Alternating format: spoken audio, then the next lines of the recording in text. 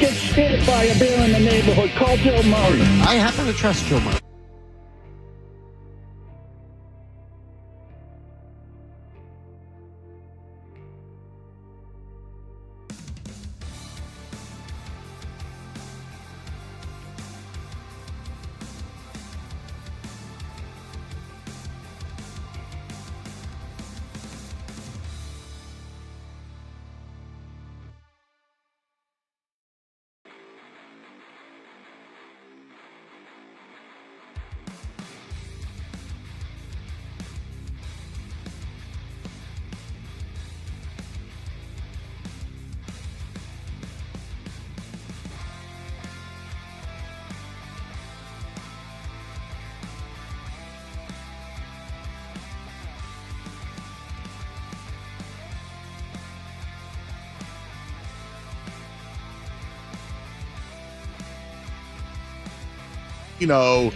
Who the Celtics will play in the NBA championship, and it will be the Dallas Mavericks.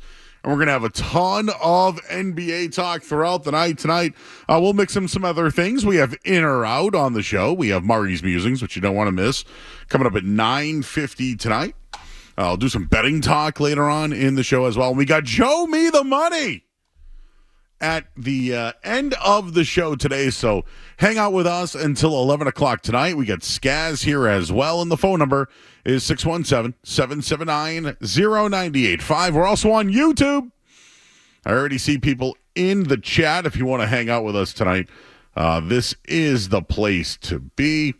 And we have an opponent, finally, for the Boston Celtics. It's been a 9-day layoff. 9-day layoff, and really, when you look at it for the Mavs side of it, they'll be off for 6 days. I wrote an article at 985thesportsup.com yesterday regarding just when it comes to the timetables, how much does it work out for teams getting rest? And generally, teams who get more rest win 60% of the time the NBA Finals. The outliers, as I mentioned, were Kawhi Leonard with Toronto a couple of years ago, and back in 2013, LeBron James. The reason why I bring this up again is that I think Luka Doncic could certainly be that person. I'll tell you off the bat, I think the Celtics win the championship this year. They shoot more three-pointers than Dallas. They'll defend better than Dallas. And in the end, I do think that, the home court will mean something in this one to the Celtics, which I think has been a big priority to them. But the addition to Kristaps Porzingis will be huge for the Green, and I got some numbers for you that will back that up as we begin the show tonight. So again, 617-779-0985. But Luka Doncic, the guy has checked every box. He's checked more boxes than Jason Tatum. For the people that defend Tatum, that's just a fact. Both can be great players, but when it comes to Luka, all he needs is a championship, and that's why I call him a potential outlier of a team that didn't get as much rest. But there are so many storylines going into this one, right? The Celtics and Kyrie Irving, people point right to that one right away, and there's a lot there. There's a lot to unpack about Kyrie and his journey since Boston and where he's at now when it comes to the Mavericks. So although Kyrie is playing second fiddle and is 2A, or he's not even 1A, he is the 2, he doesn't need to be the guy. I think that was something he had to do here in Boston. But there's a ton to get into when it comes to the Celtics and Kyrie Irving. But let's not forget Kristaps Porzingis in Dallas. There was a lot there. Luka Doncic hasn't been able to play with star players. If you think about it, he's had Porzingis, Brunson, he's had others too. But he can win with Kyrie. It's an interesting dynamic. There's always been comparisons regarding Luka Doncic to the next Larry Bird. Some people don't like that. I do think that Doncic, who has led the NBA in scoring, now goes to the NBA Finals with a chance to win the championship. Doesn't happen a lot. Jordan's done it a bunch. I think Shaq did it one year. But players who lead the NBA in scoring aren't always in this position to win an NBA championship. So that's just one other storyline. And just the Jason Kidd. I'll remember that 2002 Celtics team. They made the trades during the midseason. Rodney Rogers, Tony Delk. They had a good little team. Antoine Walker and Paul Pierce. They had that great comeback. But I won't forget what happened with Jason Kidd in Boston that night. And, things that Bob Ryan said and what was written about what happened with him. And I believe he was arrested in Boston. I'll have to look that up. But that storyline, he was a villain back in 2002. And don't forget him in this matchup. Joe Mazzulla, 4-0 versus Jason Kidd as a head coach who finds himself now in the NBA Finals. And back in 2011, went back to Dallas, led them to an NBA Finals, and went on to win an NBA championship. So we'll have this week-long break now. And I'm sure there's so many things that we will dissect. But the Celtics finished with 14 more wins than the Mavericks in the regular season. Don't give me the East-West thing because the Celtics dominated the Western Conference this year. It's the largest win discrepancy from the regular season since back in 2017 when Golden State had 16 more wins than Cleveland and won in 5 games. As a 5 seed, the Mavericks are the 5th team in NBA history to reach the NBA Finals. As a 5 seed or lower, teams seeded this low 1-3 in the finals. And the 95 Rockets won as a 6th seed, but they were going for their second championship. But here's a couple of things about the Mavericks. They're a formidable opponent, and since the trade deadline, they have been the second best team in the NBA. So this isn't, they got lucky or where they got seeded. If you look and see who they beat, those are good teams that they beat to get here. But the Mavs went 21-9 after the trade deadline this year. It was the third best record, in the NBA. They finished the regular season after that 16-4. So they went into the playoffs playing well. They had some struggles in that first game in the playoff. But overall, the Mavericks are one of the hottest teams in the NBA, just like the Celtics. They belong here. They made some moves at the trade deadline that really upgraded their roster. I mean, they've done everything to get Luka Doncic in place to win a championship. What other boxes does Luka need to check at this point besides winning a championship? Same thing when it comes to the Boston Celtics. There's 2 to go. Back in October, Boston was tied with the Bucks as the Vegas favorite to win the NBA title. The Mavericks weren't even really in the conversation back then. But we got ourselves some storylines here, right? The Mavericks entered the season with the 9th best odds overall and the 5th best odds among the Western Conference teams. And I'll mention the trade deadline one more time. The Celtics were still the title favorites at the trade deadline. But the Mavs, they were 29-23. They had the 13th best odds to win the title at that time. They were floating around an 8 seed when they went into the playoffs. And they were trying to avoid the play-in game. They made an altering trade, right? They got P.J. Washington. They got Daniel Gafford from Washington. It's exactly what they needed. They went on a run. And, 21 wins, tied for 4th most, had the 7th best offense, 6th best defense, and the 6th best net rating over that final stretch of the year. And now they've had 3 series wins against teams that have won 50 games this year. The 6th best playoff offense, the 7th best playoff defense, and the 4th best playoff net rating. This is not the Mavericks team that the Celtics beat 4 times this year, or the team you saw back in October. Now, maybe that matchup back in March where the Celtics blew them out, maybe there's something to look at there. But when it comes to the Dallas Mavericks, they are a worthy opponent. And when it comes to this finals matchup, right, Celtics average margin of victory this season against the Mavs, again, it was 2-0. I said 4-0 career, Mazzulla versus Kidd. Average margin of victory this year for the Celtics against the Dallas Mavericks, 18 points. 18 points. Celtics have owned Dallas this year, but they are a much different team who made moves at the deadline, and the storylines are real. Luka versus Tatum, one of them's going to win a championship. Kyrie versus Boston, it's all there. Porzingis versus Dallas. In history, when it comes to the Boston Celtics, they need their 18th banner. They've done everything. They're all in. You have a formidable opponent worthy to be here.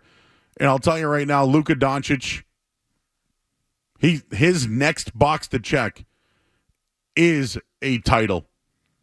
The only thing standing in his way is the Boston Celtics, who've been the best team in the NBA all season. We'll break this one down all night long and get your thoughts on the matchup at 617-779-0985. We'll get into more of the Celtics versus the Mavs this season.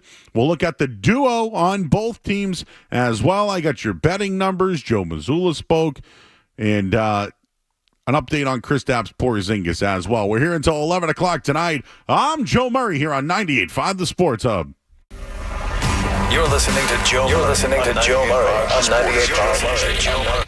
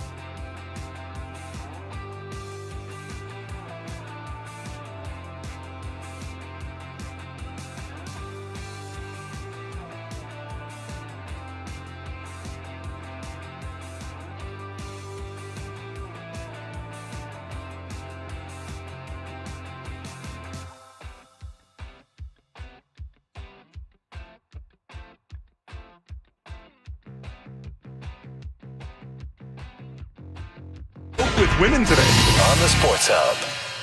This is the biggest stage there is, Kyrie, and this journey will lead you back to a place that was part of a journey in the past. And it's a lengthy layoff, but you get an opportunity to go against a very talented Boston team. I would let you enjoy this and not ask the question now, but this is our one chance to chat before the finals. So just a first thought of what that represents, an opportunity to play against that team. Yeah, man, I'm at a place in my life where I don't even consider, those past moments. I was able to unpack them in a healthy way, move forward as a person. I had a rough time there when I was in Boston, again, just dealing with death in my family and dealing with a lot of off-court stuff that I wasn't ready to handle. So now that I'm in a great place to be able to vocalize how I'm feeling, I'm ready to go back into Boston and have fun with my teammates. I know we're going to be locked in, and we're going against a great Boston team that has earned their way to the NBA Finals. So I just see them as a formidable opponent, an honest opponent, and we're going to see the best team that wins. Full phone lines wide open today. So 617-779-0985. Skaz is here as well. That was Kyrie Irving after the win last night on SVP. And I have a lot of opinions regarding Kyrie Irving. Probably a little bit different than fans. There are some things that I'm in awe of his game. And I think that a lot of the players in the league are too. He is just some of the ball handling, his ability off the dribble, some of the big clutch shots he's made in his career. He can take over games. He's sleek. He's slithery. He's a smooth basketball player. He's well respected by his peers. He's extremely odd when he speaks. I think his feelings certainly get in the way of his emotions get in the way of his feelings, I think. And what I mean by that is he might have a lot of emotions and might not even know what he's saying. And we saw a lot of that here in Boston for sure. But when I look at this one, I actually bet Celtics-Mavericks to be in the final. I thought Kyrie would be the final boss. And here they are. The more I've had a chance to kind of think about it overnight, people should be worried about Luka Doncic. I think the Kyrie Irving thing is secondary. You know, Jaylen Brown on Luka Doncic and whoever on Kyrie. And then let somebody else try to beat you. I don't think they have anybody that can. This is my opinion. I'm not a green teamer. Just an unbiased take. I think the Mavs have been one of the better teams in the NBA since the trade deadline. They had a pretty good path, although I did think the Pacers might have been better than the Timberwolves, or at least more competitive, I should say. But I'm not doing that comparison Celtics versus Mavs thing in the path. I don't care. They're both here. It's Luka Doncic, it's Jason Tatum, it's Jaylen Brown, and Kyrie Irving's right in the mix of it. So I mentioned this year, Boston 2-0 against Dallas. First meeting in January. The Celtics were without Kristaps Porzingis. They were playing their third game in 4 nights. And I believe it was the second night of a back-to-back. They won 119-110. Jason Tatum had 39 points. Jaylen Brown had 34 points. They had a combined 73 points, shot 56% from the field, 14 rebounds, 9 assists, and 0 turnovers in that game. They became the first teammates in NBA history to each log at least 30 points, 2 blocks, 0 turnovers in the same game. They absolutely dominated them. The second meeting in March, which was a little bit more, I guess, of a complete team for Dallas, the Celtics trailed for 37 seconds in the game. Now, Luka Doncic had a triple-double, 37 points, 12 rebounds, 11 assists, and he kept things close, but the Celtics closed the game on a 57-31 run. And the Celtics were outstanding. They struggled a little bit shooting from 3, but overall, their starters shot 11 of 19. The final 3:55 of the game, and that's how they blew it open. So the 2 meetings this year, Jason Tatum and Jaylen Brown had Jason Tatum had 71 points, shot 53% from the field, 19 rebounds, 8 assists. He was a plus 44. Jaylen Brown had 59 points, 57% shooting, 10 rebounds, 9 assists. He was a plus 10. Doncic and Irving combined for 112 points. 112 with Dallas's 220 against the Celtics this year. They shot about 51%. The tandem scored or assisted on 73 of the Mavericks' 90 makes. Wow. They scored or assisted on 73.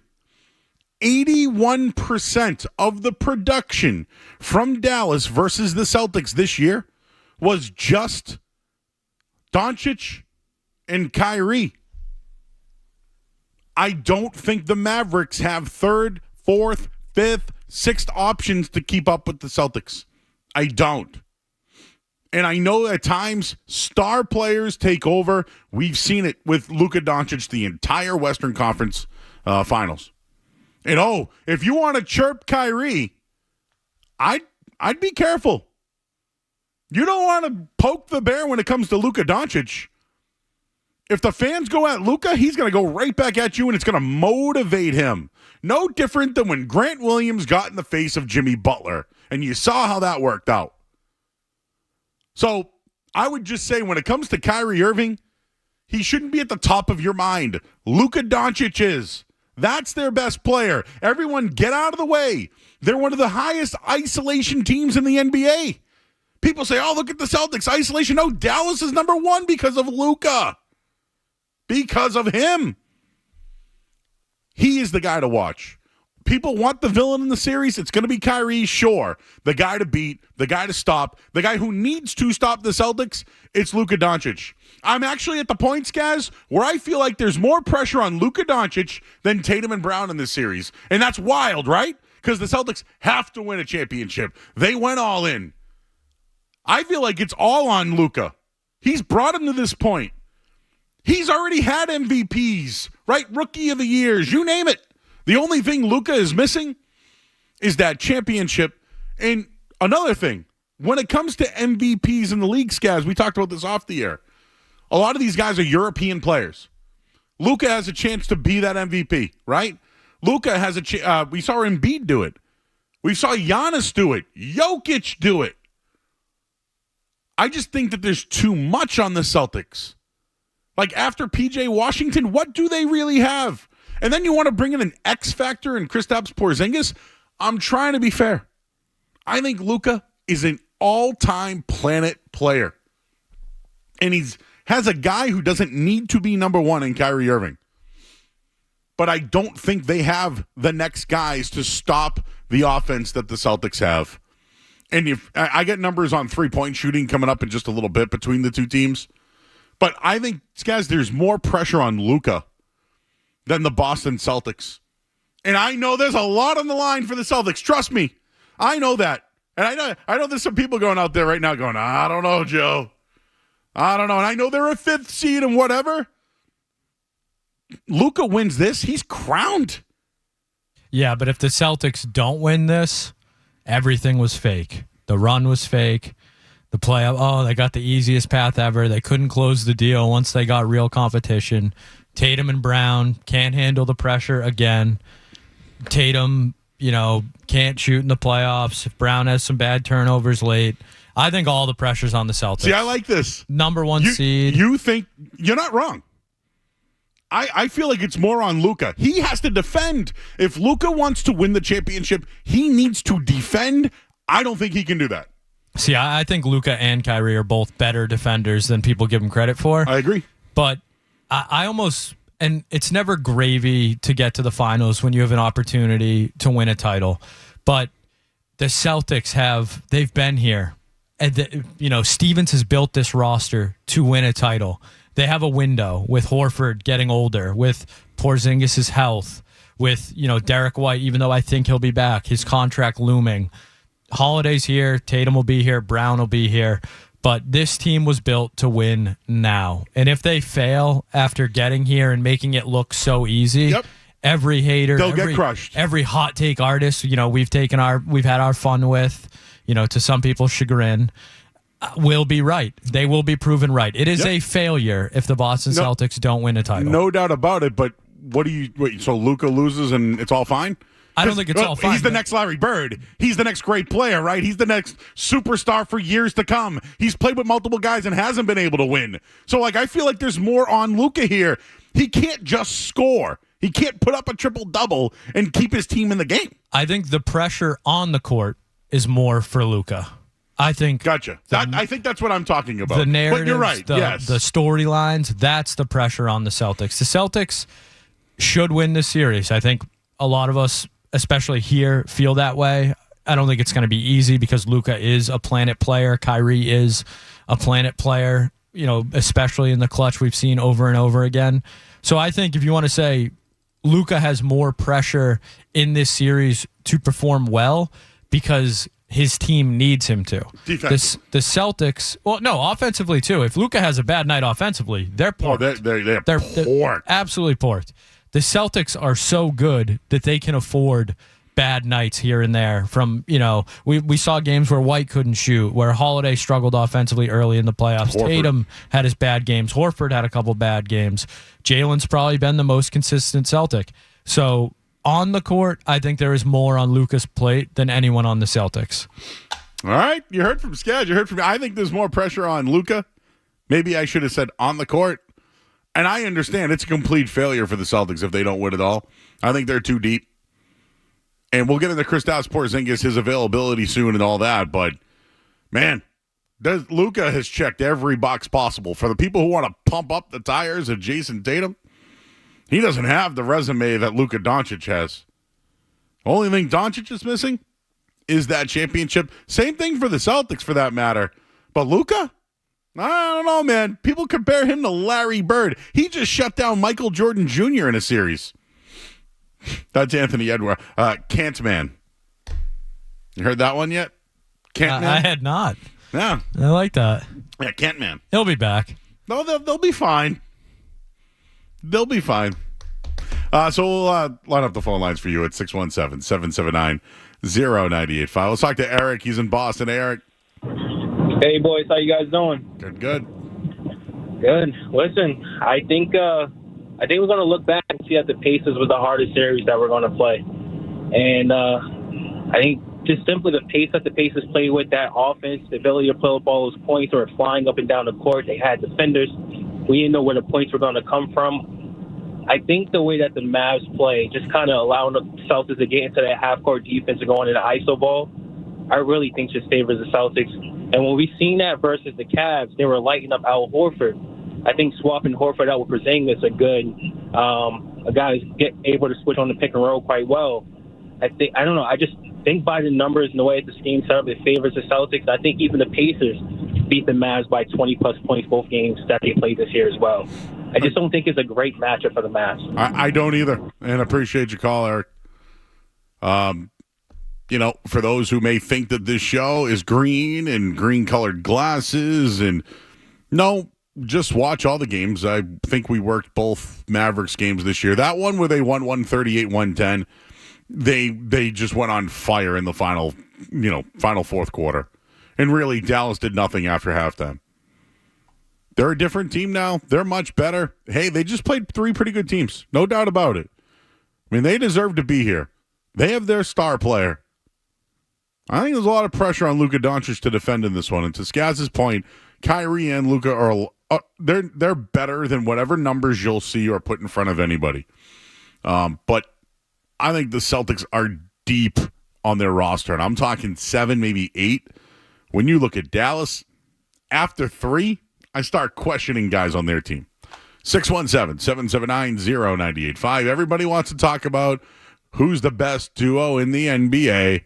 Well, let's do it, right? Kyrie, Luka, Brown, Tatum. Let's get into that coming up on the other side. I'm Joe Murray here on 98.5 The Sports Hub. Sports Hub headlines.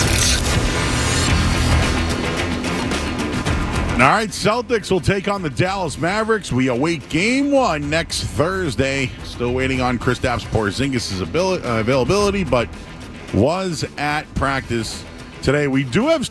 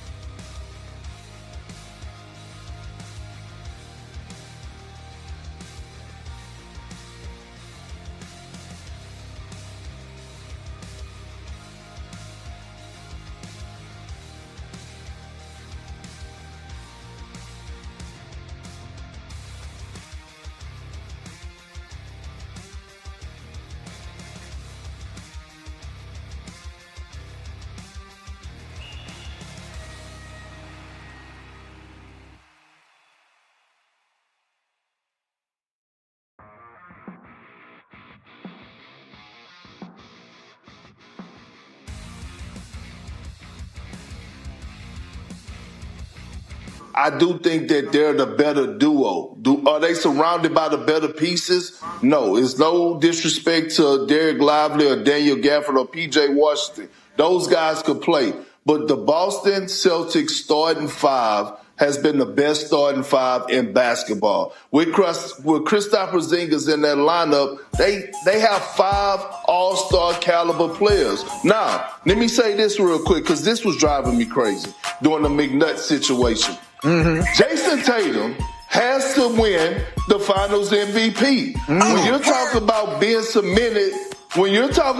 submitted and royalty in this franchise, he has to win Finals MVP. Jason Tatum sat down with Malika Andrews Please don't lose him. He feels like he's the best player on the floor. Well, damn it, you got the stage is set for you. And Luka and Kyrie is coming into town. And some may say right now that Luka is going to be the best player in this series. Jason Tatum has to stand on business. He has to win the championship, and he has to win the Finals MVP. There's no other way around it.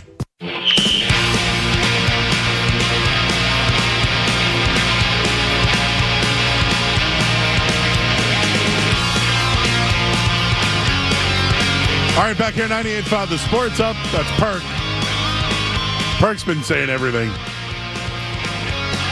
He also got wrong. The Celtics haven't beat anybody and can't sweep anybody, and then forgot that they swept the Pacers. So, again, for those who are listening, this night show is labeled as green teamers or upset about the national media when it comes to the Celtics.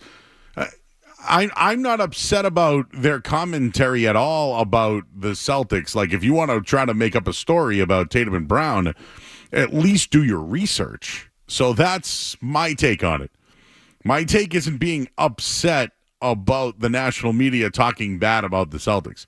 I will say I do think Celtics fans feel that way. I don't. I am jealous of those people. They can just show up to their station, do no research, say whatever they want, and go home. So that's why I am crushing the national media, because they're uninformed. The whole Jaylen Brown, Jason Tatum thing, we've been following it for a year. There's multiple articles. You want to go back to 2022. Chris Mannix even shared it recently. Jaylen Brown was just on the Up in Smoke, whatever the podcast was. I said Up in Smoke. No, who was that? It was Steven Jackson and... Who's the other guy that I can't remember right now? Is it All the Smoke? All the Smoke. There you go. All the Smoke. But he talks about how, Jason Tatum and I are really close. My brother watches his kid. Like, please be informed when you say these things. That's why I'm upset with the national media. They just say whatever they want, uninformed. I am the guy who's informed and works every day, and they make way more money than me. So that's why I'm upset with the national media, not because of what they say about the Celtics. But I will tell you this. We got off the air last night at midnight. I get into my car. What's on the radio? You get the national, whatever, Fox Sports Radio, whoever it is. And I hear Rick Bucher, who's a great basketball guy. First thing he says is, I like the Mavericks in 6. And again, I respect his opinion. The guy's been around the league for years. It was just, I like the Mavs in 6. Well, why? Why do you like the Mavs in 6? And it wasn't really like, they're going to break him on the pick and roll or, the isolation. No, it was none of that. It was just that I think Luke is on a mission. Well, what about the Celtics? I just heard Cedric Maxwell say this earlier tonight on BST. No, what is the show? Arbella Insurance Tonight or whatever. With Trenny. That show. The one that's up against us that I forget about. Well, he said that they think the Celtics are on a mission. So, both teams are on a mission, right? Great commentary. No offense, Max. I love you. But when it comes to the duos, do we really want to do duos? Like, the only time I care about duos is NBA Jam. Did you ever play NBA Jam, Skaz? Oh, it was this great arcade game. In the 90s, you couldn't give me enough quarters. I used to play at Big League Bowling in West Roxbury. And if you were the Celtics at the time, though, you got Kevin McHale and Reggie Lewis, or you got Dominique Wilkins and McHale. That's who I had growing up. So, like, the duos, you could get Shaq and Penny Hardaway. You couldn't get Jordan and Pippen, though, because Jordan wasn't in the games. But when I think of great duos like Sean Kemp, Gary Payton, like Karl Malone, John Stockton, whatever, and we can go back in history however you want. But yes, Kyrie Irving and Luka Doncic are two of the better offensive players of this generation. And I personally think Luka Doncic is the top 3 player in the league. You can battle me on that if you want. What he can do iso ball, what he can do from downtown, his dribbling ability inside the post. I think Luka's biggest problems is health. Sometimes he does stay out of shape a little bit. And he gets fired up, but to the point where I think it motivates him. Like, he's not a guy I'd like to poke the bear against. Now, when it comes to Tatum and Brown, yeah, they're not your prototypical guard, forward, point guard. Like Jamal Murray last year and Jokic were a great duo. They really were. Like, that's an outstanding duo. But do I put them ahead of maybe Brown and Tatum and Luka and Kyrie? I don't know. But I do think that, when it comes to this one, I don't care who anybody thinks is better. Like, Tatum and Luka Doncic right now, they're both battling for the same thing. They're looking for their first championship. And it changes the trajectory of both of their careers, right? And for all the talk about duos and Luka Doncic and Kyrie Irving, let's not forget Derek White and Drew Holiday were all defensive team, second team, right? In my opinion, one of the best backcourts defensively in a long time. Against Boston this season, Doncic averaged 35 points a game, 15 rebounds, and 12 assists. I mean, those are some pretty damn good numbers against a good defensive team. Right? He's 5-time All-NBA. Had a triple-double in both matchups versus the Celtics this year. Kyrie Irving's averaging 21 points a game, 5 rebounds, and 2.5 assists per game. But one other player to watch when it comes to slowing down Luka Doncic, or even Kyrie for that matter, it's Jaylen Brown. Earlier this year, Brown guarded Luka Doncic in that game in March. And in 10 opportunities, he shot 4 of 10 against them, 40%. So I think that is going to be the matchup.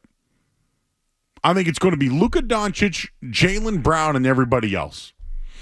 That's what it's going to come down to. Does anybody have a problem with the alpha of the Celtics matching up against the alpha of the Mavericks? That's the matchup, everybody.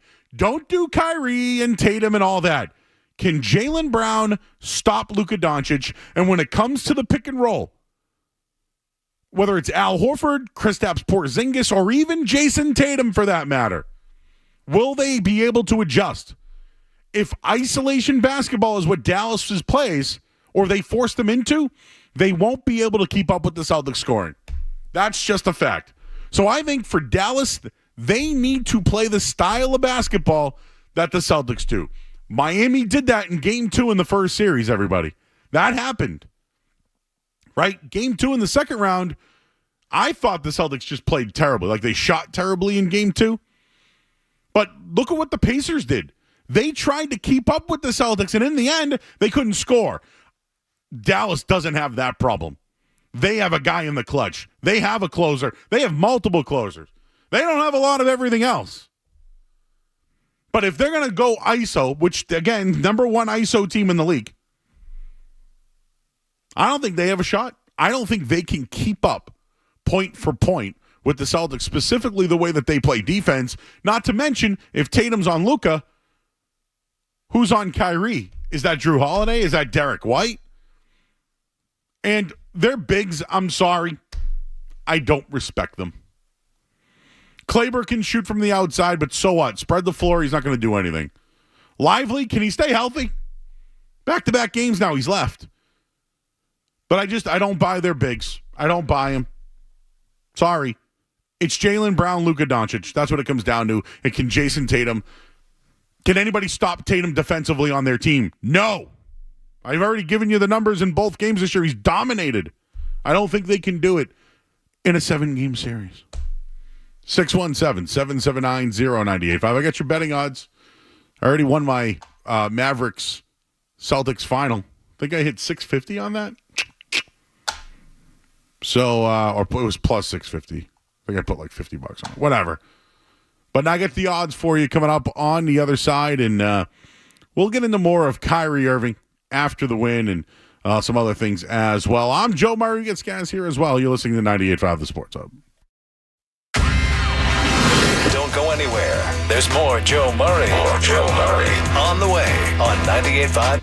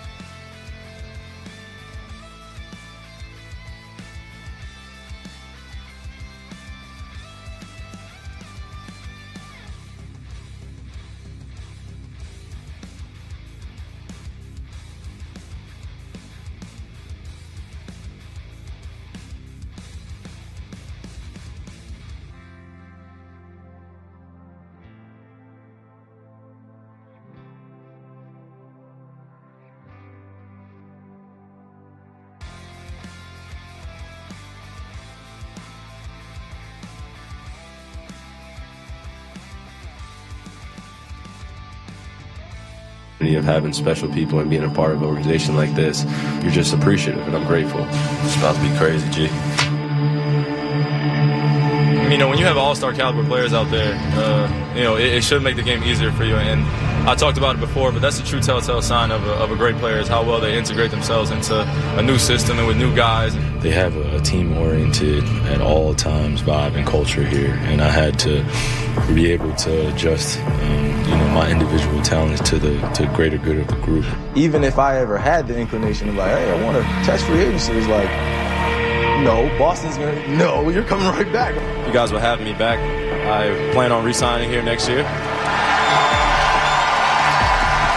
There's a key word that goes into this whole entire season. That's patience, and that's even within the games. It's just, we're going to be okay.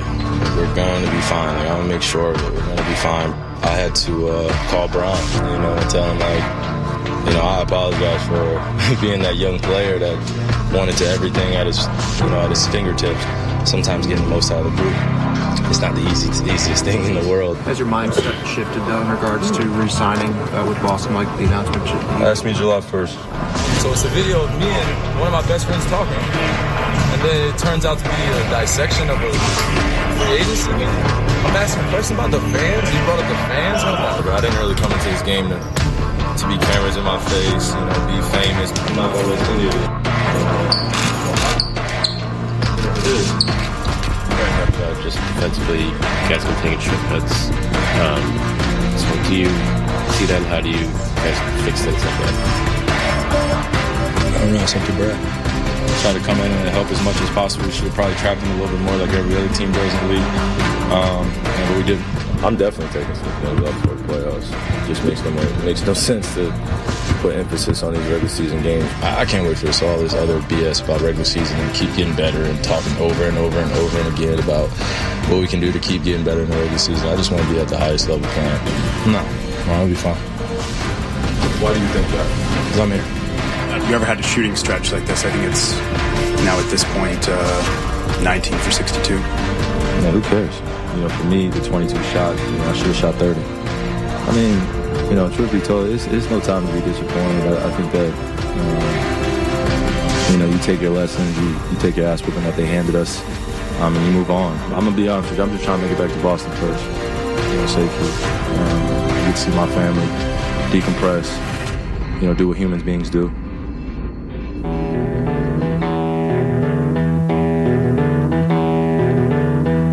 All right, back here at 98.5, the Sports Hub. I'm Joe Murray.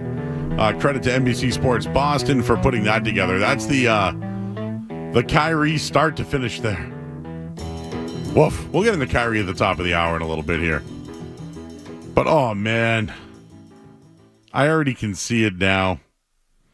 I can see so many Celtics fans worked up about Kyrie, and I think it's a little quiet out there tonight, guys. I feel like it's a summer Friday already.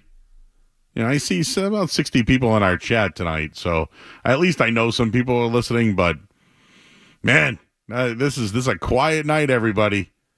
And I know that there's more days to go. We literally have almost a whole week before game one, but I'm telling you, Luka Doncic is the guy to stop. Don't worry about Kyrie. His emotions will get involved in the game. You got to stop that guy, Luka. Betting odds. Right now, if you think the Celtics will sweep the series, you can get it at plus 650. We can split that, Skaz. 650? I don't think a sweep happens. Celtics in 5, plus 310. Celtics in 6, plus 470. So Vegas thinks the Celtics are going to win this in 5 games. That's how much of a mismatch they think this series is. And again, not all the odds are true, okay? Not all. So the lowest odds are in 5. The next lowest odds are in 7 at plus 410, and to do it in 6, plus 470. Yeah, so my question was going to be, as more of a novice betting man, are they playing what they think is going to happen, or are they playing what people are betting? Like, are people hammering Celtics in 5? Well, I think that they're setting the line to get money on both sides. That's right? why. Because here's the deal. If you look at Dallas, if Dallas swept, it's plus 2,200.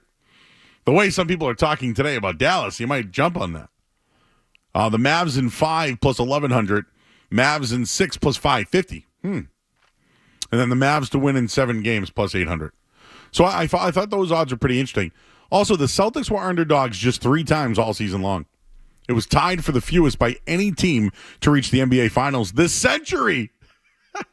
So technically, like, the Celtics could be the greatest team of all time. I know they didn't win 73 games or 72 like the Bulls or anything like that.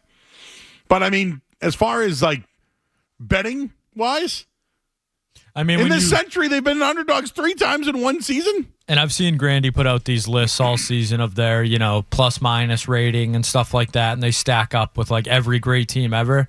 So in the moment, while people are hammering them for the path and all that, in like 20 years, if they win the title and look back, people are like, wow, the Celtics team was that pretty Celtics good. team was really good. Greatest of the century. What a shock. The Mavericks were underdogs 42 times this season. It was the most by any team to reach the finals this century. And I think a lot of that does have to do with the West being stronger.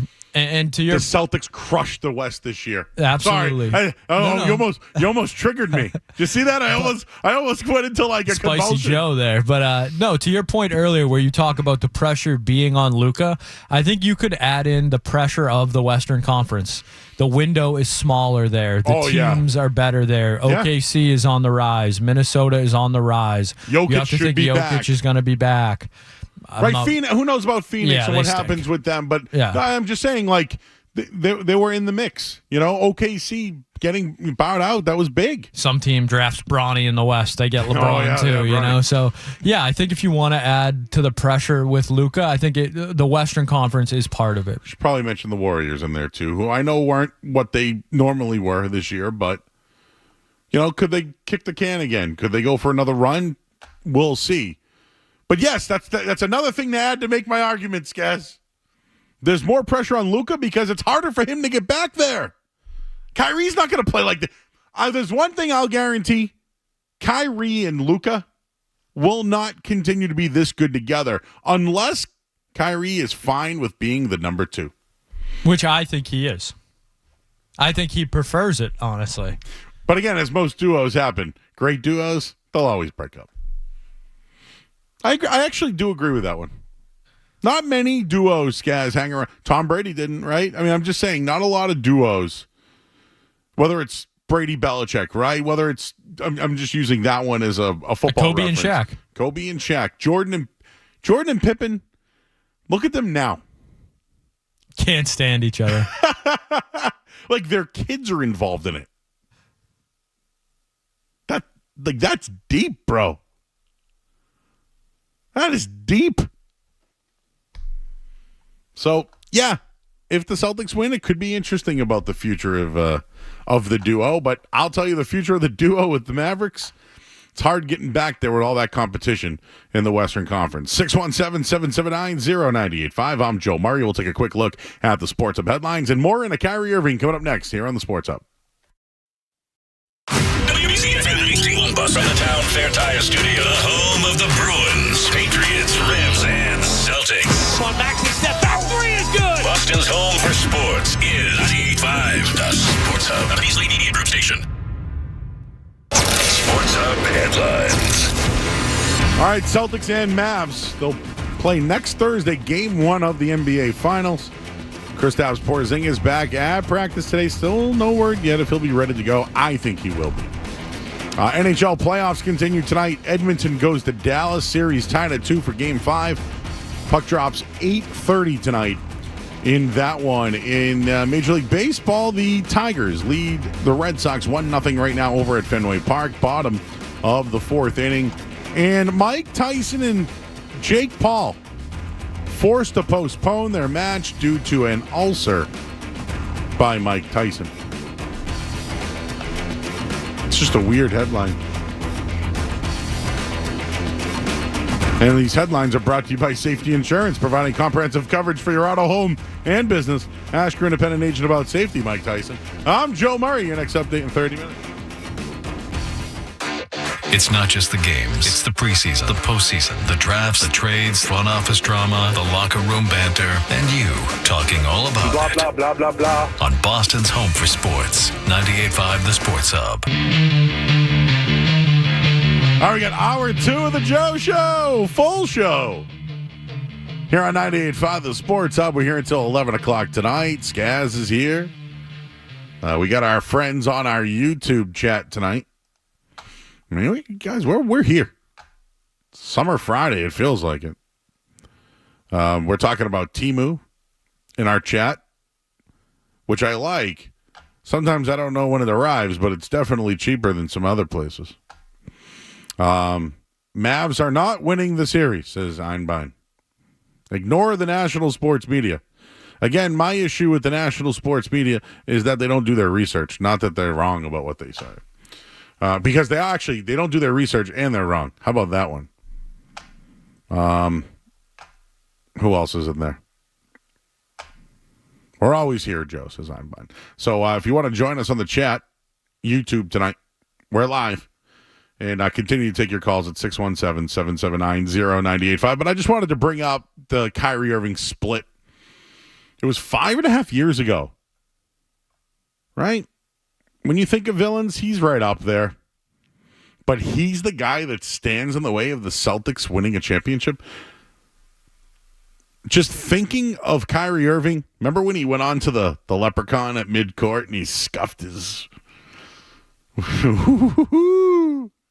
Or he used his sage all through the garden, right? Since that moment, Kyrie 0-10 versus the Celtics. Did you know that? They own his ass. Guys, don't worry about Kyrie, fans. Don't worry about him. It's Luka. I keep calling Kyrie the final boss. No. Luka. That guy is the difference between the Celtics winning and losing the championship. It's not Kyrie Irving. It's just not. And back in March this year, this is a quote I saw from Kyrie. A lot of the attention is on me in terms of just the fandom. It's been 6 years. You got to love it. But rightfully so, they have a right to boo. For my career record against them in the last few games, I've won. I haven't won. Until I beat them, they have all the right to continue to boo. I think that's what makes the theatrics of sports and competitive sports so fun. Just got to embrace it. It's part of it. And the Celtics, they got a chance for revenge. Right? I feel like Kyrie kind of stopped the momentum for the Celtics. Certainly here. That guy was a loser to cover. Oh, my God. Yeah, if you'll have me back, I'll be back. And then, they got a camera in front of me with one of my best friends. Bro. This is how it is. You won a championship. You literally called LeBron to apologize for being a jerk. And then you said, Brad's got to figure it out. You took no accountability. You couldn't handle not being the number one guy. You couldn't handle it. You couldn't handle it. And now you're the number 2 and you're fine with it all of a sudden? Oh, I'm the 2. I like being the 2. I'm the sidecar to Luka Doncic. But you couldn't do it in Boston? That's what bothers me about Kyrie. Your thoughts at 617-779-0985. Let's talk to Mac. Mac! Hey, what's going on, Joe? What's good? How you doing? Yeah, so I was thinking about this whole media thing, too, and it's kind of crazy how nobody's talking about the fact that the Mavericks starting forwards this series are Derek Jones Jr. and I think P.J. Washington. Now, look, I'm not a sports expert or anything, but that kind of sounds like a recipe for barbecue chicken to me, but all anyone ever talks about is how Luka's just going to, destroy Drew Holiday and Kyrie's, going to cook Derek White the whole series. No one's talking about, the fact that the Mavericks don't really have anyone who can guard the interior against Tatum and Brown outside of Derek Lively, who's hurt. So I don't know. It doesn't add up to me, Joe. Same here, Mac. I think P.J. Washington's a nice player, and he fit in right to what they needed, no doubt about it. The Lively kid they like a lot. This neck thing that's going on with him, are they going to look? I mean, this time off's probably going to help him there. And I personally think between Horford, Tatum, and Porzingis, I don't think they have a guy that can defend them. The Gafford kid kind of reminds me of a tryhard, like a Daniel Tice. Is that a bad comparison? He's better than Tice. You think Gafford's better than Tice? Daniel, he's been good in the playoffs. I know, but it's still he Daniel Tice couldn't. Come on. I'm just using a comparison. You want to give me another comparison then? Like a third big who plays okay? He's young though. Like he's. I'm trying. I'll think of one, but no, he's better than Daniel Tice. A third, and Lively's good. Lively's legit. Lively was drafted and is a prospect and all that stuff. I'll give you that. Matt is in Rhode Island. What's going on, Matt? Hey, what's up, Joe? You're told, about Luka, like you said, if he averages, 30 points and has 10 rebounds, that's 50 points. So, I I totally agree. This series is all on him as far as Dallas. And just, how Kyrie was always on that, like, I can coach a team, Durant can coach a team, and he never really respected Brad Stevens. Do you think there's anything to him playing really well for Jason Kidd, who's clearly one of the best, point guards of all time, in my opinion? Just a thought. Thanks, Joe. Yeah, the Jason Kidd stuff, which I think we'll do that next week. We'll get into that. I have a different angle on Jason Kidd. I remember Jason Kidd, the player in New Jersey, had an incident in Boston. It went public. It was an issue with his wife. It didn't go over well. Certainly didn't go over well in the media. He was booed here. He's blowing kisses at the free throw line.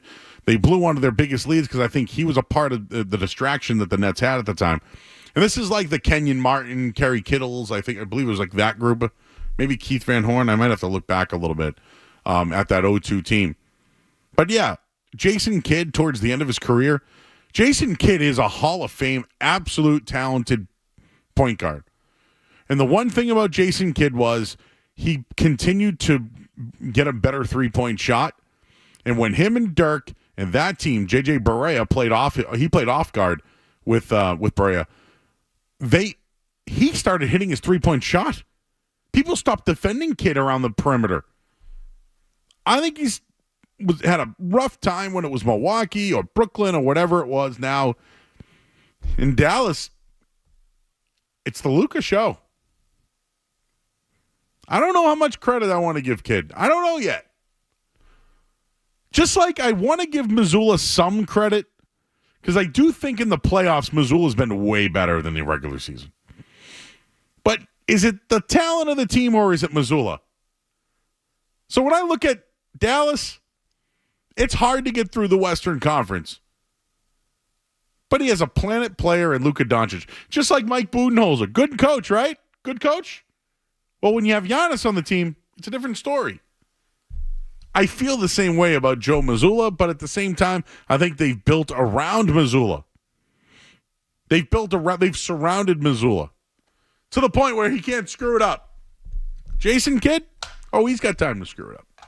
617-779-0985. I see Jelly Can Man on Twitter. I like the Mavs in the series, so definitely take them game 1 and 2. They'll probably cover both and win one. Who you taking in the series, Joe? I would advise you to listen to the show. Because I told you who I like. You know who I think Gafford could be like for them? Okay, yeah. Go ahead. He's like Rob Williams almost a little bit.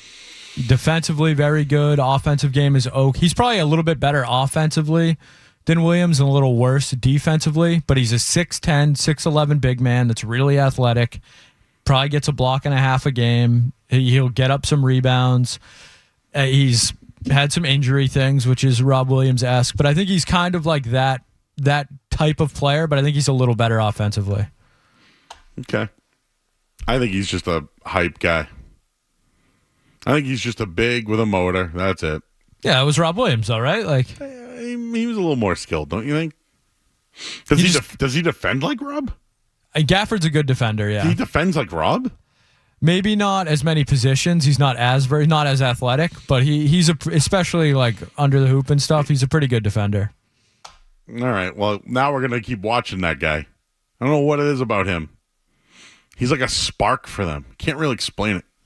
So I got best season comparisons between Gafford and Rob Williams.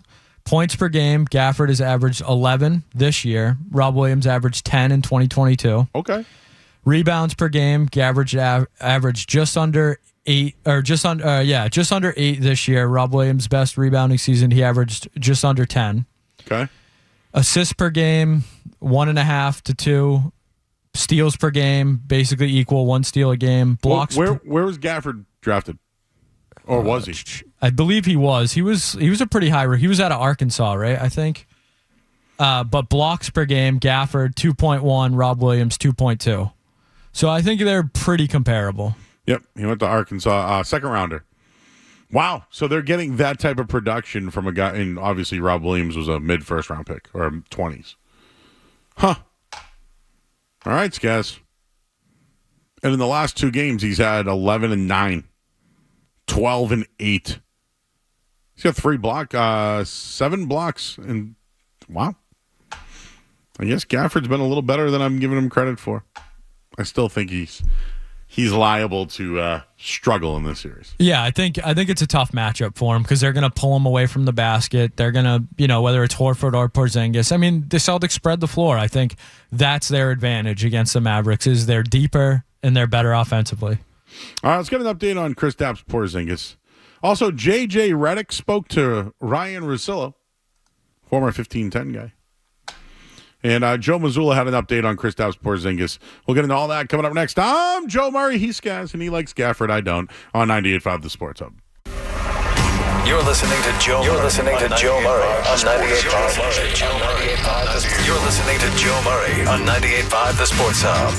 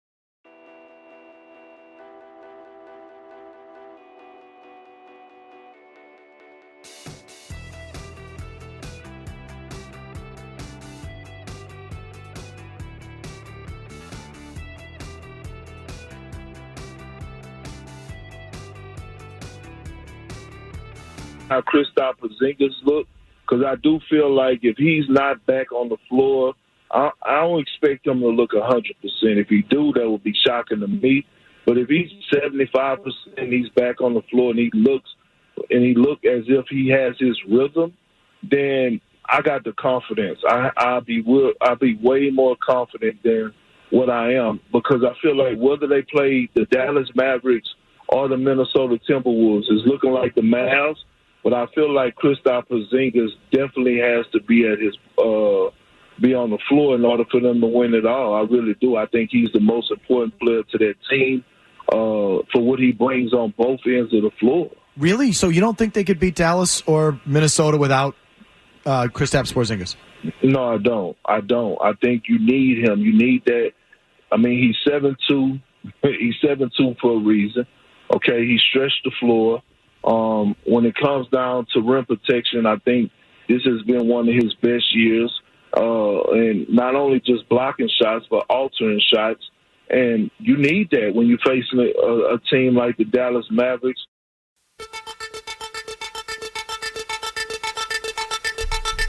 All right, back here at 98.5 The Sports. I'm Bob Joe Murray. We're here till 11 o'clock tonight. That was Kendrick Perkins, on with Felger and Maz yesterday. So I'll give you a couple of reasons why I think Kristaps Porzingis can help the Celtics go on to win the championship. I think they can win without him. Okay? Here's where I think, number one, Kristaps Porzingis helps the Celtics. Post-ups. And I'm getting a lot of this information from The Ringer. Brian Barrett, who we have on the show. The Celtics so far in this playoffs, when it comes to post-ups, they're 11th. 11th. So they're not looking inside to the post as much. And that's because who? Why? Porzingis isn't playing, right? Which I actually want to ask Skaz this question before I give you the number of the regular season. Do you think it helped the Celtics that they didn't look inside and basically beat everybody in 5 games? Do you think their philosophy of three-point shooting and athletes on the floor helped them get to the finals faster, or do you think they would have got there faster with Porzingis on the floor? I mean, it would be tough to get there much faster than they did. They had 2 losses. I mean, obviously they're a better team with Porzingis, so maybe we agree. Yeah, maybe we both agree on that one. But they were so bad in those game 2s that, I don't know if he really would have changed anything. But I think your point, defensively, he changes a lot.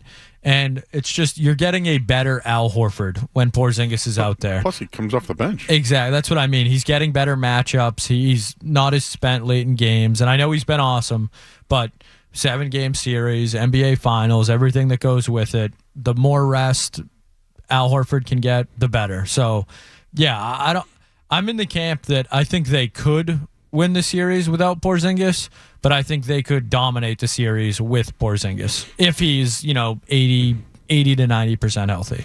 All right, so they're 11th in the playoffs as far as post-ups go, meaning throwing the ball inside the paint in production. Do you know what they were in the regular season? Number 1 in the league. Getting Porzingis back, that efficiency of throwing it inside the paint and the spacing and the three-point shot, it's elite. So number 1, right there. They were the number 1 team in the league, throwing it inside the post, points per possession. Number 1 in the league, they're 11th in the playoffs. The other thing that I looked at when it comes to Porzingis defense, Tatum spent most of the time on Derek Lively in the March matchup earlier this year when they took on Dallas. Porzingis, his most common matchup when they played Dallas was on P.J. Washington. So expect that same matchup in the finals. I'd put Jaylen Brown on Luka. I would put Tatum on Lively, Porzingis on P.J. Washington. That means that White and Holiday will have their time with Kyrie or whoever else, or Jones. But it makes sense to do this, and here's why. Although I think Kristaps Porzingis is the best pick-and-roll big man in the league, because statistics tell you that, not just because I'm saying it, but the Luka Lively pick-and-roll with Jaylen Brown and Jason Tatum, that's the difference. I want that matchup. I want Luka with the ball on Jaylen Brown, and when they go for the pick and roll, it's Lively and Tatum there. I want Brown and Tatum dictating what he does, what Luka Doncic does. And I didn't even mention this earlier. I probably should have mentioned that. Whenever Luka Doncic defended Jason Tatum or Jaylen Brown in the regular season, he gave up 30 points. He gave up 30 points in each game when defending both of them. So I understand that like Luka's defense is better than I'm giving him credit for. He can't defend Tatum or Brown. So when it comes to the pick and roll in the finals, it's not going to be Horford or Porzingis on the pick and roll. It's going to be Jaylen Brown and Jason Tatum. Advantage Celtics. And if it doesn't work out, then you can go back to Porzingis. You could put who you want there. There's so many options. I think the Mavs are going to struggle scoring against the Celtics is my whole entire point. And Kristaps Porzingis being on the court is going to take away P.J. Washington, who's their third scorer. 617-779-0985. I hate to go all statty on you. Right? Some people will use stats for their argument or whatever. I'm just giving you what happened. When Tatum was on Lively couldn't do anything. They couldn't do the pick and roll. And the other thing is Porzingis took out P.J. Washington. Let's talk to Carl. He's in Westfield. Hey, Carl. What's going on, guys? Happy Memorial Day. How's your weekend? That was last week, man.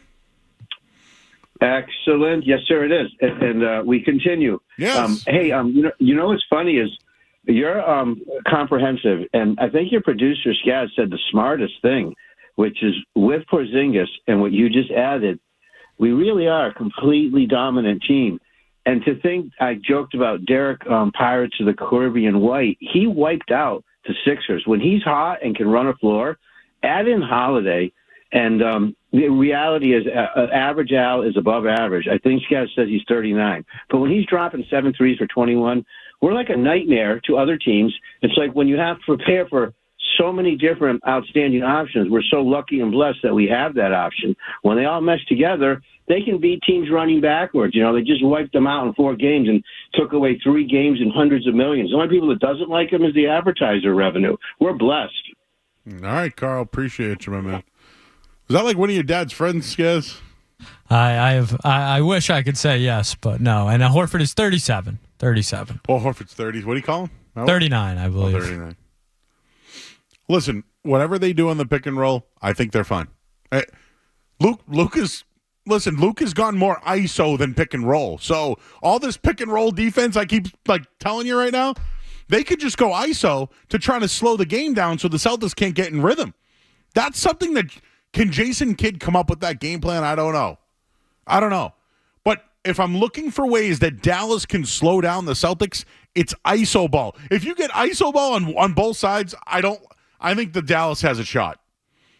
I think because then you get Kyrie now into the mix when you add that one in there. You almost want the Celtics to play like the Pacers did in the conference finals. Yeah, like not that level of pace. Like what the Pacers do is, insane. But you want them to be closer to that than to, what Dallas does, where they slow it down. Lucas dribbling it 20 times a possession. Yeah, and then they got their 2 bigs trying to, which way is Luka going to go? And the thing with Luka is he could have 2 screens in front of him, left and right. He could still pull up and pop. He'll shoot it from the logo.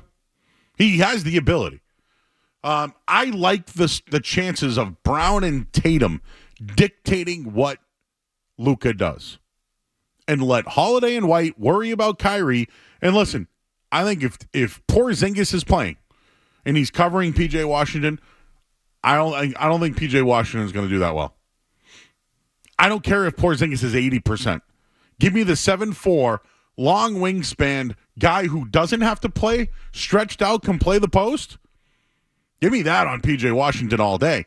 Now, it could be different when Gafford comes in the game. What do? Do they look to keep Porzingis on him because of his ability and not being, that's when the pick and roll might get a little interesting there. But if I'm Dallas, I look more ISO. I do. Because you have 2 guys who can beat anybody off the dribble. And if they go slow, it will slow down the Celtics pace as well. Yeah, I agree 100%. And I did reach out to an expert. Oh, a buddy that covers the NBA and especially the NBA draft. I said, "What's a good comp for Gafford?" Oh, okay. So you did you did research. Yeah, yes. I know that's frowned upon. Contacted people, huh? And he said Rob Williams isn't a bad comp, but Gafford is a little bigger and more physical, but he's a lot less athletic. So he's. Did he give you a comp? That was his comp. Was a bigger, more physical version of Rob Williams with less athleticism. So he gave you Rob Williams too. So yeah, because you think it's Celtics, yeah. So he can make an impact, but if we're sitting here after Game 3 talking about Daniel Gafford, the Celtics have already lost. Like, what are we doing? They're done. All right. Well, we've talked a lot of Celtics. I saw this article today, so I figured let's talk about it.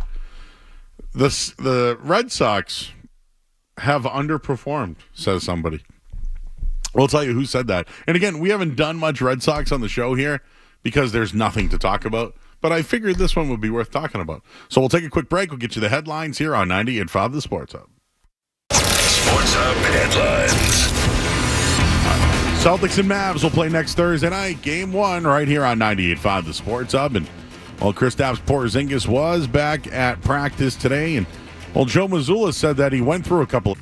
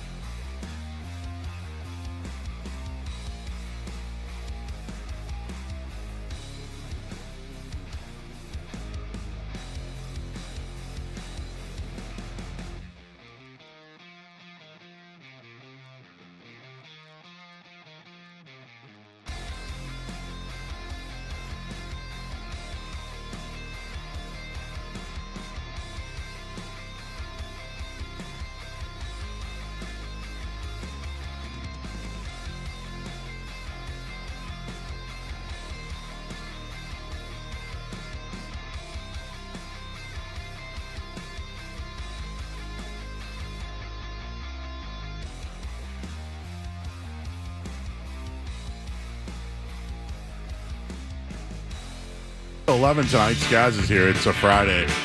I can feel summer coming.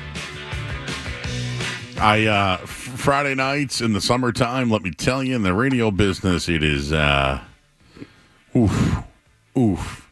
Right? Because on Friday night, you're like, what are we doing this weekend? What's going on tonight? Where are we going? Or you had you got out, the weather was tonight, and there's a bunch of ways you can find us on YouTube. You can download it on your app, on your phone, on your iPad, and you can also watch on your television. So if you're in the house, just go on the app, go to YouTube, go to 98.5 The Sports Hub, click live, and bing, bang, boom, and you can chat into the show. As well, I see a man named Effect MD, or someone named Effect MD. The Celtics did get one of their 2 playoff losses with KP in the lineup. Jay and Hull, pulled pork always gives me the best farts. We love farts. I mentioned Mike Tyson's not going to fight because he has an ulcer. I mentioned I have an ulcer too. And Sage Francis, who I've seen in concert before, a famous rapper, is listening to the show. So thank you, Sage Francis. I mean, I don't understand. I got an ulcer. I'll fight anybody. He can't fight. He's got an ulcer? I don't get it. It was never going to happen. It was a charade. It was a charade. Damn it. Speaking of charades, Sam Kennedy admits that the 2024 Red Sox have underperformed. Before I even read the article, I went, what? It's sort of been a tale of 2 seasons. Really positive in many ways, he says. And then really negative in others. Skaz, what would be the good things that have happened this year when he says positive? I mean, they're in the hunt for a wild card spot. I think Houck's been a huge positive. Their pitching's been pretty good considering all the injuries. Pitching has been really good. Rafaela's been pretty solid. I know he's had, his moments, but I think he's been at least better than I thought he was going to be this early on. Devers seems to be, finding his swing again this year a little bit. I don't know. It's May 31st, and we're searching for positives. My biggest problem with the Red Sox was the offseason. Like, you didn't give this team a chance to compete in the AL East. That's where you underperformed. Yeah, blaming it on the team on the field is, I don't know, what have we been saying this week? Lazy? Uninformed. This is a lazy, uninformed take. Yeah, I mean, isn't this who we thought the Red Sox were going to be? If this was Larry Lucchino, rest in peace, Larry would be like, man, we're at 500. We're in the playoff race. We're only 14th in runs scored, but we got guys coming back, and we get the trade deadline to make a move, right? Their defense tied for last in the baseball. That's one that can't blame Alex Cora for that, though. Yeah, it's been bad, though. I don't know who to blame anymore. And their pitching staff ranks 3rd in the league with a 3.27 ERA. He goes on to talk about the tale of 2 seasons and performances and whatever. Do you think he's upset about maybe Marcelo Mayer and Kyle Teal and Roman Anthony and those guys? What's there to be upset with those guys? I mean, are they performing? Yeah, in the minors. Yes, they've been. Yeah, Kyle Teal. So they're on track. I would say perception of Marcelo Mayer a couple months ago was that he was struggling. I think he had a wrist injury, but since he seems to be bouncing back well, I've seen a couple. I mean, just look at Milliken's Twitter and you'll find some stuff. But yeah, I think those guys, and Roman Anthony, by all accounts, is going to be a stud. At least that's what they tell us. So yeah, putting any of the pressure or blame on those guys is asinine in my opinion. Like, we saw what happened when the Orioles called up, Holiday, the number 1 prospect in baseball, and he couldn't get a hit. So you're just asking, especially this team isn't close to competing. Why bring those guys up now and risk ruining them? Why does Sam Kennedy need to come out and say they're disappointed when they're at 500 and they are who we thought that they were? I'll tell you why, Joe. So that when they sell at the deadline, they've already, we were underperforming. That's why we traded off pieces. Or it's a way to maybe move on from the manager? Well, he's a lame duck manager. He'll be the guy who takes the blame. Sure. But, I mean, we all know last in baseball and field defense. Yeah. With his, So I think it's more of just setting up the inevitable of them trading off at the deadline. You didn't sign anybody. You don't trade anybody. You don't do anything. You didn't do anything. You did nothing. You've done nothing. How can they be underperforming when they did nothing? This guy, I'm sorry, this Sam Kennedy guy, out. That guy's a stooge. And I'm sorry if you're a nice man. I don't know you, so whatever. But the way you speak to the media, dude, you suck. Come on.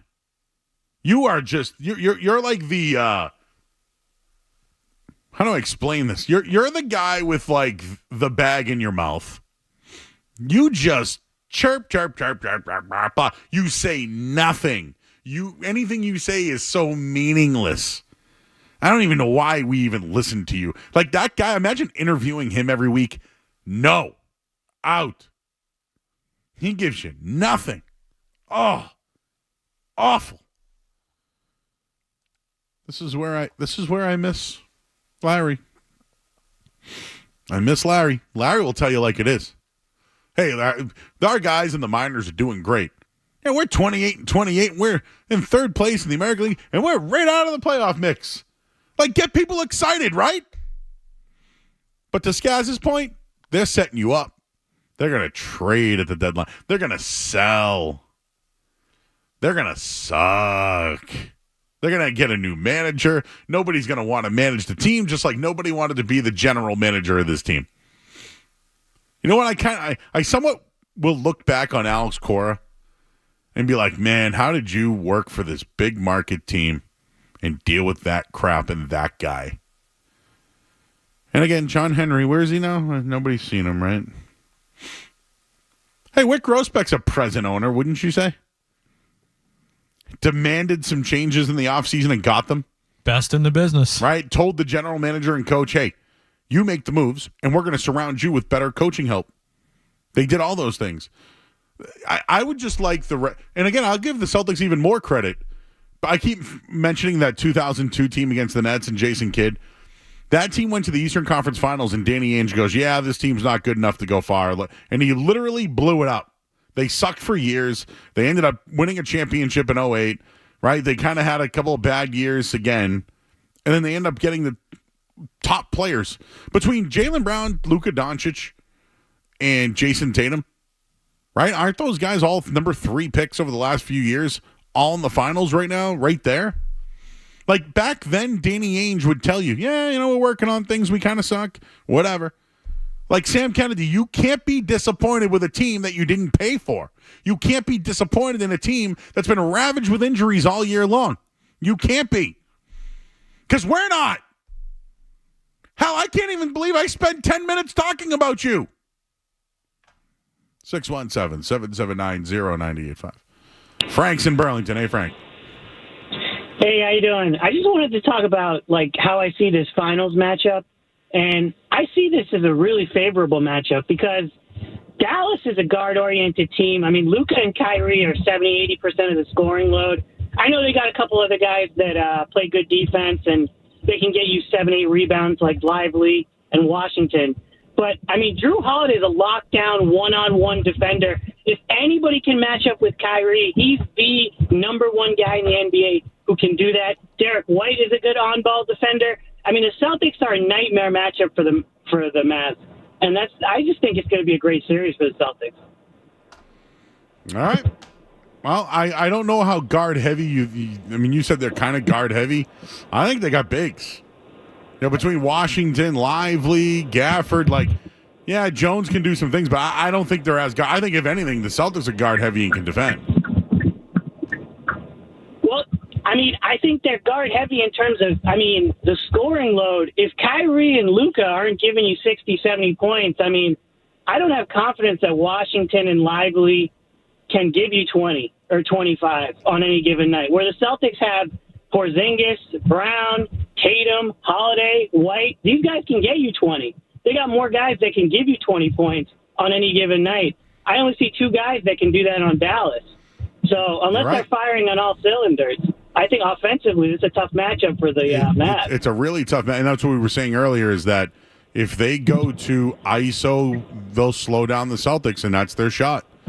Luke is the best ISO player in the league by far. So, yeah, I agree with your point, Frank. Thank you, sir.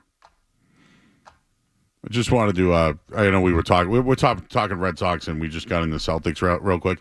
I just saw Einbein in the chat go, "I'll never bitch about John Henry. I've been a Sox fan since '67, and winning the 4 World Series puts them in my Hall of Fame." Oh, I agree with you, bro. Oh, I agree. I just wish that if you're the Boston Red Sox, you're competitive every year and you spend. That's all. But I really am more upset about Sam Kennedy saying that he's disappointed in a team that they didn't build. Like, you're disappointed in a team that you didn't spend on. Like, how can you be disappointed in that when you didn't build it? You did nothing for it. Literally nothing. Earlier tonight, we were talking about the pressure. I think it's on Luka. I don't know how many more times he's going to get back there. But Derek wants to get in on that in Rhode Island. What's up, Derek? What's happening, Big Jim? Hey, no, sir. I'm gonna drop you right there. You know why?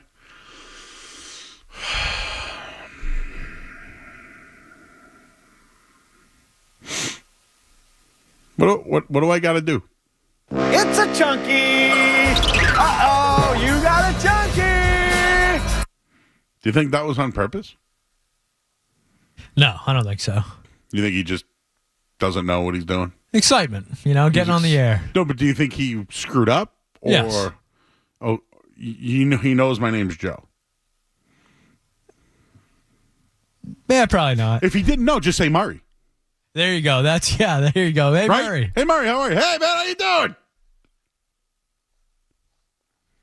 If you get my name wrong, we hang up on you. Another rule of the show. If you get my name wrong, we hang up on you. We get in or out. And out on getting my name wrong. Coming up next here on 98.5 The Sports Hub. What's it gonna be, McFly? Are you in or out?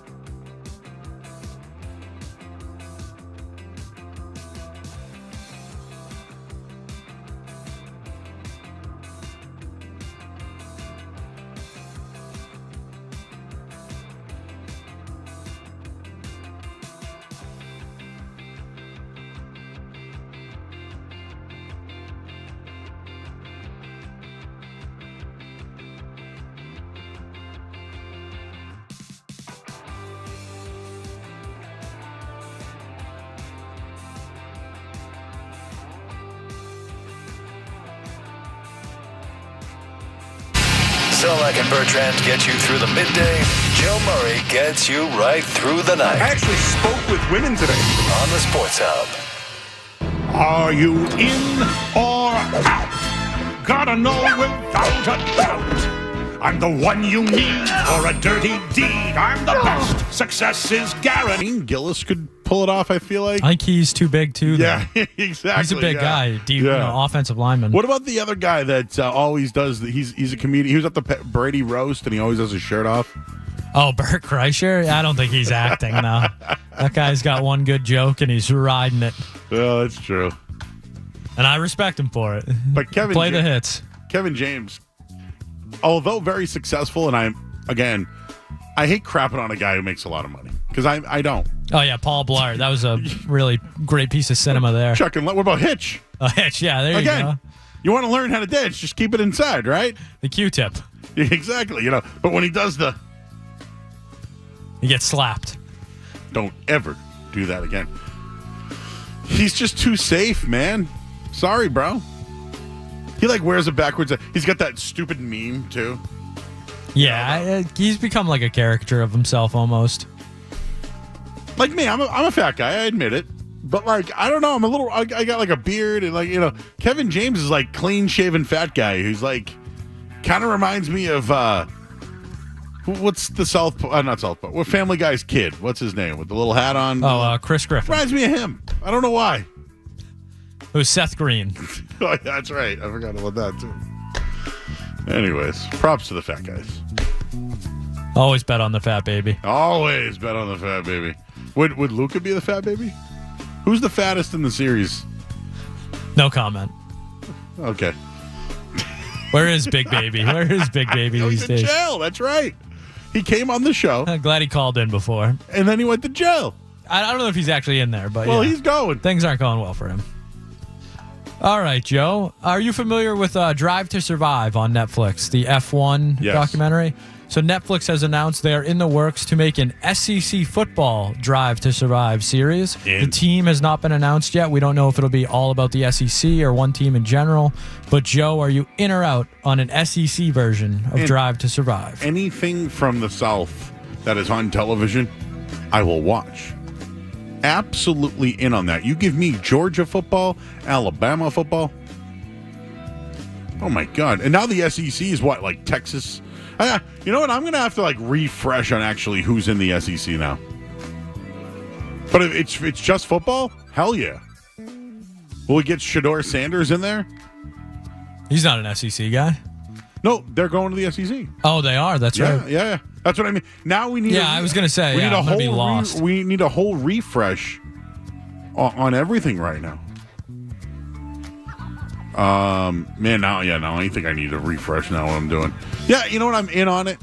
Yeah, I think we need more college football stuff like that. Now that they're getting paid. Yeah, why not? Bring it on.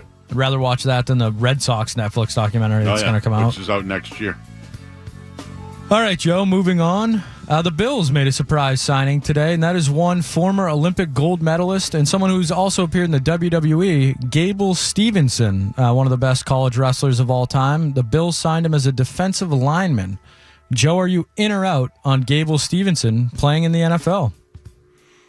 Gable Stevenson was an Olympic champion, as you mentioned. Tried out for WWE. He had a couple of runs here and there. But he is a super athlete. Why not try out? I wonder if that's why they let him go. They wanted to do him a solid. Hey, man, you want to go? Go ahead. I'm in on it, but do I see him making an impact or anything like that? I don't. Yeah, that's a tough road. This is an interesting one, Joe. Most of our fans probably not too familiar with Euro 2024, but European soccer tournament. But where this gets interesting to me is England fans could face huge fines for wearing fake jerseys during Euro 2024. In Germany, it is very illegal to wear counterfeit clothing. Authorities are emphasizing a crackdown on fake jerseys with checkpoints at transportation ports and massive fines to be imposed if found guilty. Joe, are you in or out on fines for fake jerseys? In. Yeah, wear a damn right jersey. What are you doing? You're a pro. Wear the right jersey. Don't wear the one that you get from somebody else. This is for fans, though. Doesn't? Oh no. Listen, I'm fine with a fan because they're like, give me whatever. This is like if me and you went to the game and we had I don't care. a Give me the knockoff jersey. Give me the knockoff. Get fined for I it. thought you meant. Oh no. This is for fans. You or I don't care. You give me a jersey. I buy those things all the time. $20 online. They really go for $120. If they fit, I wear it. If they fit, I wear it. Just like in the winter. When it's cold outside, I don't care what I look like. I don't care if I'm wearing a brown jacket. I don't care if it looks like crap. If I'm warm, I don't care what I'm wearing. So if you want to give me a jersey to wear to a game, I don't care where it came from. As long as it fits, I'll wear it. There you go. Put that on a T-shirt. All right, Joe. We'll end with this one tonight.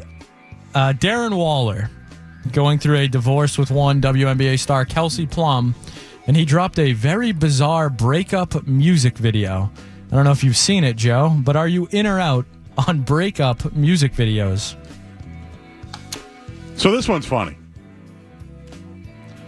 So Darren Waller, who played in the NFL, broke up. Sad Instagram post after he gets broken up with. The sad Instagram post was bad, bro. And in a way, I feel like he did it because he knew he screwed up.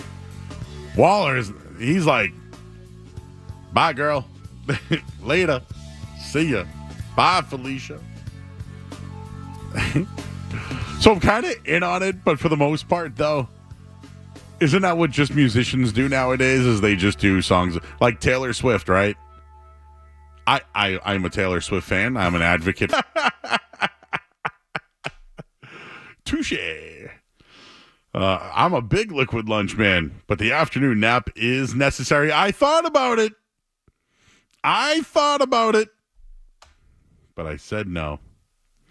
Reaper Joe, killing liquid lunch is sad day in America.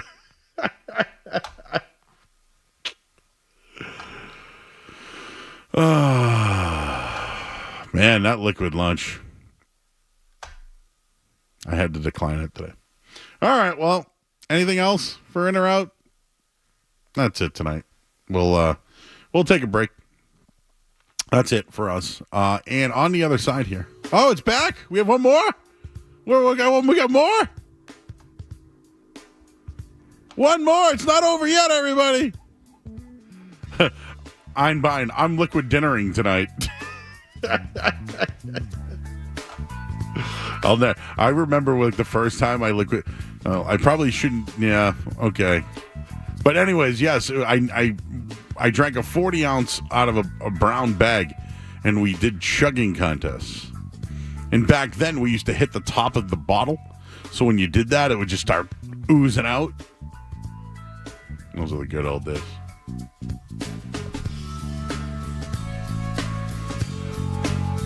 That's all I got. All right. That's all I got tonight. St. Ides malt liquor. Stuff was good. All right, well, we got another hour to go here. Well, actually, 2 hours to go. The 3-ball will be flying in the NBA Finals. We'll tell you why. Coming up next after the Sports Up Headlines. Bust from the Town Fair Tire Studios, home of the Celtics, Bruins, Revs, and Patriots. Touchdown, Patriots! Boston's home for sports is 98.5, the Sports Hub, Beasley Media Group Station. Sports Hub Headlines. All right, NHL playoffs right now. Edmonton with a 1-0 lead over Dallas. Series tied at 2 right now. Nugent Hopkins with the goal, his 5th of the playoffs. The Red Sox in action right now. They lead Detroit 7-1. 3-run homer. Ceddanne Rafael has got 2 dongs. A double dong night.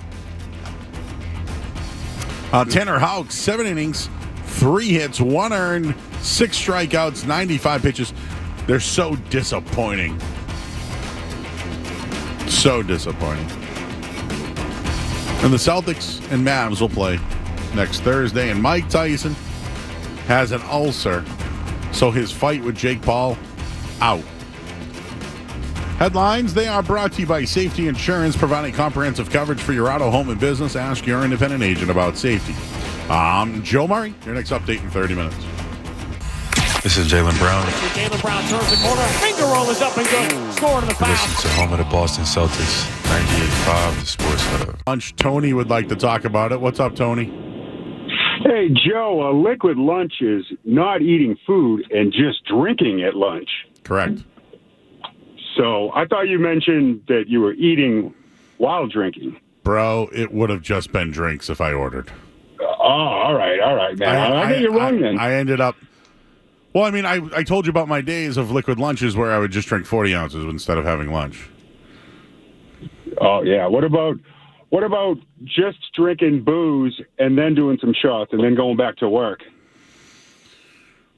That's messy, right? It's a buzz, though. I'll tell you that much. You ever done that? Take a couple of shots and then go back into the office? Yeah, well, I'm a pool guy, so I'm kind of out walking around pools, so it gets a little bit dangerous doing it. But I've done it before. Do you ever just want to just jump into a pool? I have. I've actually fallen in a few of them because I've had a liquid lunch. I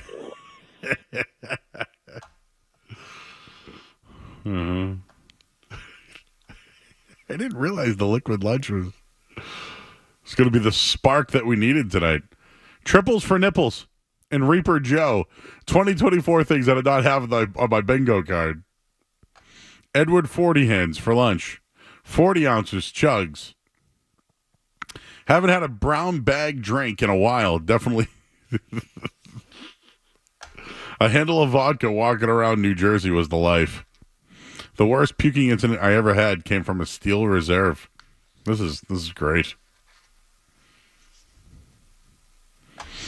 It's only liquid lunch if you just drink, Joe. Yes, that was what was going to happen today. The Tyson ulcer. Sounds like a name.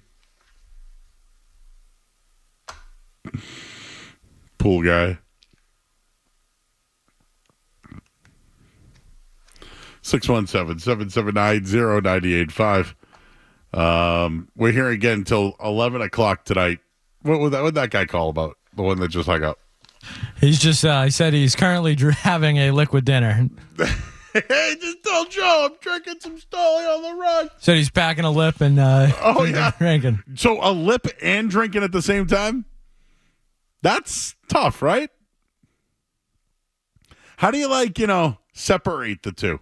I've never dipped before. I honest to God, I've never dipped before. But I mean, a joint in one side of your mouth and drink in the other. I mean, smoky drinks.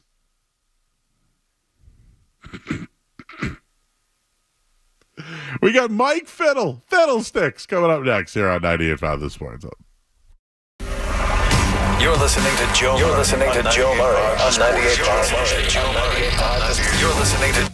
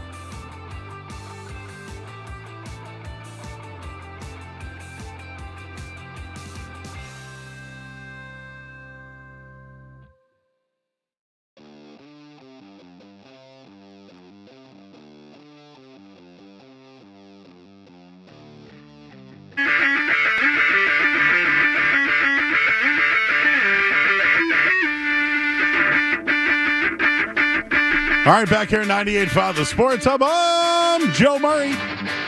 We're here until 11 o'clock tonight.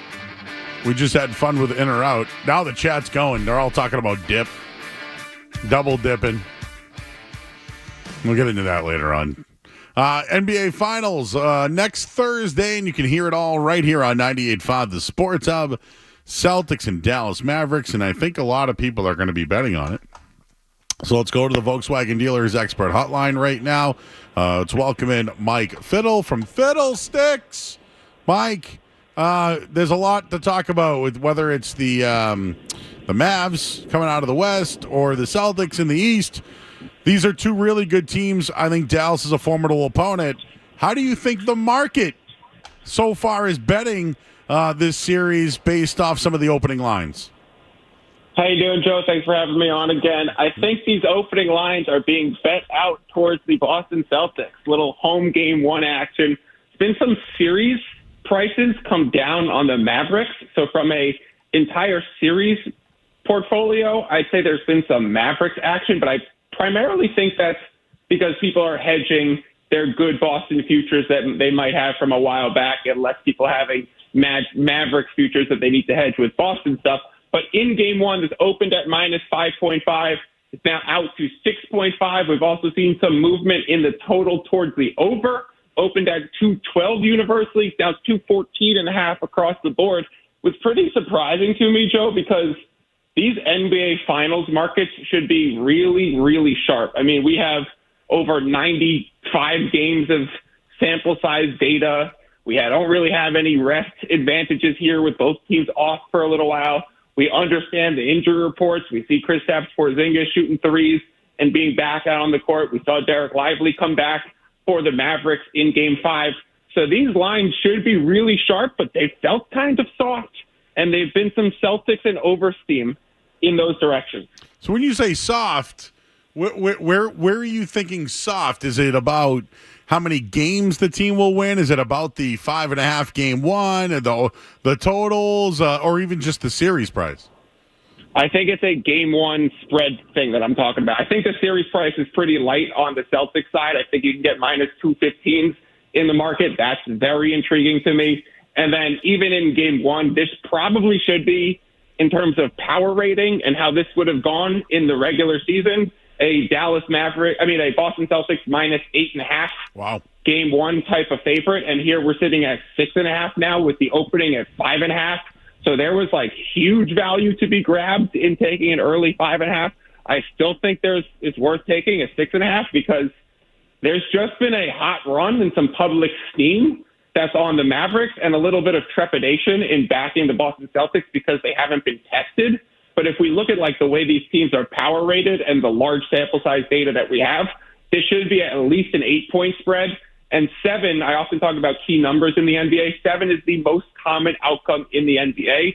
So being able to get a 6.5 when it should be, in my opinion, 8 and move through that 7, very important. And that's why I call it soft, because there's a lot of value to be grabbed. Oh, my number's 5. Whenever I see 5, I always say, stay away. Even second most common outcome is the 5. There you go. And last night I saw Timberwolves minus 5.5, right? Or 4.5. It opened at 4.5 and it moved around a little bit.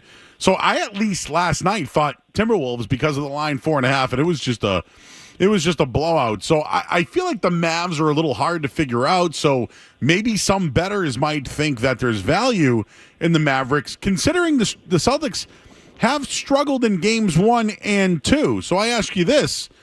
I've looked at the layoff. Teams that have a week or more generally win at a 60% clip when whoever has more rest in the series. In the last 10 years, it's 3-2. So, I look at that as an advantage, but how do you look at it game 1? Dallas going on the road and the Celtics having some struggle early on in series. So rest advantage, I don't really think it's too much of a factor. It's something I actually love to use in my handicapping throughout the regular season, 3 games in 4 nights, 4 games in 6 nights kind of situations. And then in the playoffs, when you could pick off this team went 7 games and now they're going into a game 1 like we saw with the Wolves, game 7 after Denver, and then dropping game 1 to the Mavericks. I think both of these teams are going to be off for enough time with over a week between the Mavericks last game and the start of the NBA Finals where the rest advantage is pretty moot. And then it just becomes kind of a tactical competition where I think the edge is huge towards the Celtics because if they're going to come out slow in the NBA Finals, then that's really a team chemistry thing that just continues to persist. But I think it's small sample size that we just haven't seen it enough. It's been, 3 years and maybe 6 of those games total. So I think that the Celtics come out gunning and firing, and the Mavericks are going to let them shoot, and the Celtics want to shoot threes. The Mavericks stop teams from getting to the rim, and the Celtics are like the 29th best team at scoring at the rim while being the second best offense because they're so high volume and so high efficiency from three that I just don't know how the Mavericks can keep up. That's why I think it's also an over spot as well. So I agree with you. I'm glad we're both on the same page. But again, we're both guys who bet and look at things a little bit differently here. And we'll talk with Michael Fiddle. You can check out all his stuff. Check him out on Twitter at Fiddle's Picks. But I did a whole breakdown on the defense. I see that you have one on Twitter. I personally think that a lot of pressure is on Luka Doncic, right? I know there's a lot of pressure on the Celtics. We all know that, right? Like at this point, best team in the league, getting right now to this point, having the time off, like you would think that they have all the pressure. I don't think Dallas can get back here again based off the West. Luka Doncic has been MVP. He's done it all. So this is really important to him. I just think that if it's going to be Jaylen Brown defending him, and if it's, let's say Porzingis comes back, he's on Washington. Tatum's going to be on the pick and roll with Lively. I just feel like there's not a lot of options for the pick and roll where they might try to go ISO ball with Luka to try to stop the Celtics from getting multiple possessions and scoring. Yeah, and to that degree, Joe, if you were going to be a Dallas backer in this series, then forego any of the series price and just play Luka Doncic MVP. There's nearly no world where Luka, with his volume, his usage, and his condensed stat set, if you want to just back the Mavericks, I'd be doing it in the Luka MVP. There's plus 210s out there. And I even like the idea of if you're undecided, Joe, if you're I can't really decide, or I feel like the 6.5 is the right number and it's sharp and these series prices, there's not enough value in each direction, then you could take both Jason Tatum at -115 and Luka Doncic at +210, lock yourself into a 17% return on investment if you split up your stake appropriately. And it's kind of like cornering the market on Finals MVP because both of those players, you said defensive assignments, Jaylen Brown is going to be guarding Luka as the primary defender, and it's going to be Derek Jones Jr. on Jason Tatum. So huge offensive advantage for Tatum and huge defensive responsibility for Jaylen Brown. So I really don't think we're seeing something similar to the Eastern Conference Finals where Jaylen Brown won the MVP award. I think it's a clear Tatum or Luka, and you could just grab both at essentially, you're saying there's an 83% chance or better that it's one of those two players. So call me crazy, but I like the Celtics in 5. I saw it at +300, 310, 320. Not crazy. Yeah, and that's where I'm at on it. But when I look at the other end of it, the Mavericks, +550 to win in 6, +800 to win in 7. Do you think those numbers could adjust before things tip off next Thursday? They're probably going to be where they're at. I don't see the series prices moving too much. They're definitely going to start moving. Those things kind of move as soon as the game starts, right? Mavericks get off to an 8-2 run, and those take a huge overreaction. So it's if you can almost fade the game in the futures market, thinking it's going to come back a little bit the other direction. I don't really love to play exactas. I just prefer to just play straights and series, and I'll play a series spread, maybe -1.5 on the Celtics side to reduce your odds, or Tatum MVP, maybe a game 1 plus series combo, but I don't get too cute going for a +400 exacta. Also, Kristaps Porzingis, he's on track to play. They haven't confirmed it or anything like that here. So can I give you? There you go. Yeah, what do you got on Porzingis? Yeah, what do you got? So I was watching an interview with Shams Charania of Yahoo and The Athletic, and he stopped short of saying definitely. It was like when you check with the third base ump to see if he swung, and he was like, Kristaps Porzingis will definitely, and then he was like, he will probably be back for game 1 of the NBA Finals. And then with the video of him today running around and hitting all those threes, just missing the last one at the end, I think it's pretty self-assured that Kristaps Porzingis is definitely going to be in, and I think his over 1.5 threes prop for Game 1 is another angle I like. I just think there's so much value here on Celtics 3, Celtics spread. I'm trying not to overexpose myself. I'm trying to pick which ones are my favorite, but the Mavericks want to stop you from getting to the basket, and Celtics want to shoot threes, so the Mavericks will not move Gafford or Lively away from the paint, and for that reason, I would be not surprised at all to see Kristaps Porzingis attempt 7 to 9 3-pointers in Game 1, and his line take a huge market adjustment where it's probably 2.5 instead of 1.5, or it's minus 170 instead of minus 125. So that's a Game 1 prop that I really like. And if he doesn't play, it gets washed out. So exactly. No, I kind of like that angle, and I was thinking about it. When he does come back, do you think he'll spread the floor like he normally does? I was bringing up earlier that during the regular season, points per possession in the post, the Celtics were number 1 in the NBA. In the play 1.30, right? There you go. Yep. So here we are being stat nerds, but when it comes to the playoffs, they're number 11. Clearly, that's because Porzingis isn't in it. I asked Skaz, our producer, earlier, do you think that they blew through these playoffs because they weren't looking inside and weren't doing a lot of isolation? They probably would have gone here either way, but I wonder if they play faster without Porzingis or if adding him is just going to be more lethal on the offensive end. I really just think he helps out defensively, too. Yeah, he's so versatile. I mean, being the 4th best option on the team and a borderline all-star player is really what he is. Gets underappreciated for how much he unlocks this whole team. He's the type of player that the Celtics were going to get to the finals and figure out who their opponent was. Since their opponent is the Dallas Mavericks, he's going to be spaced out, playing 5 wide, I assume, pretty much the entire time, saying, I dare you guys to leave the paint and let Tatum deal with Derek Jones Jr. one-on-one. And that's just not going to happen. So if he was playing against OKC and it was Chet, you might see some of those post-ups. But against, whether it was Gobert or whether it's these two bigs from Dallas, I think Kristaps is going to be roaming the 3-point line the entire series. All right, he's Mike Fiddle, Fiddlesticks, at Fiddle's Picks. I called you Fiddlesticks. Fiddle's Picks. Go check him out. Fun. And you got you have a Substack as well, which we all love, but it's fiddlepicks.substack.com. Just real quick, I haven't really been paying attention to the draft, okay? I know that they've locked in the guys, and that used to be something I would bet on. So, for our listeners and for my sake, can you just kind of give us the markets on who we should be looking for with the top picks, and is there any value there? Yeah, so it's a pretty limited draft betting opportunity. It's something that changed over the last 2 years.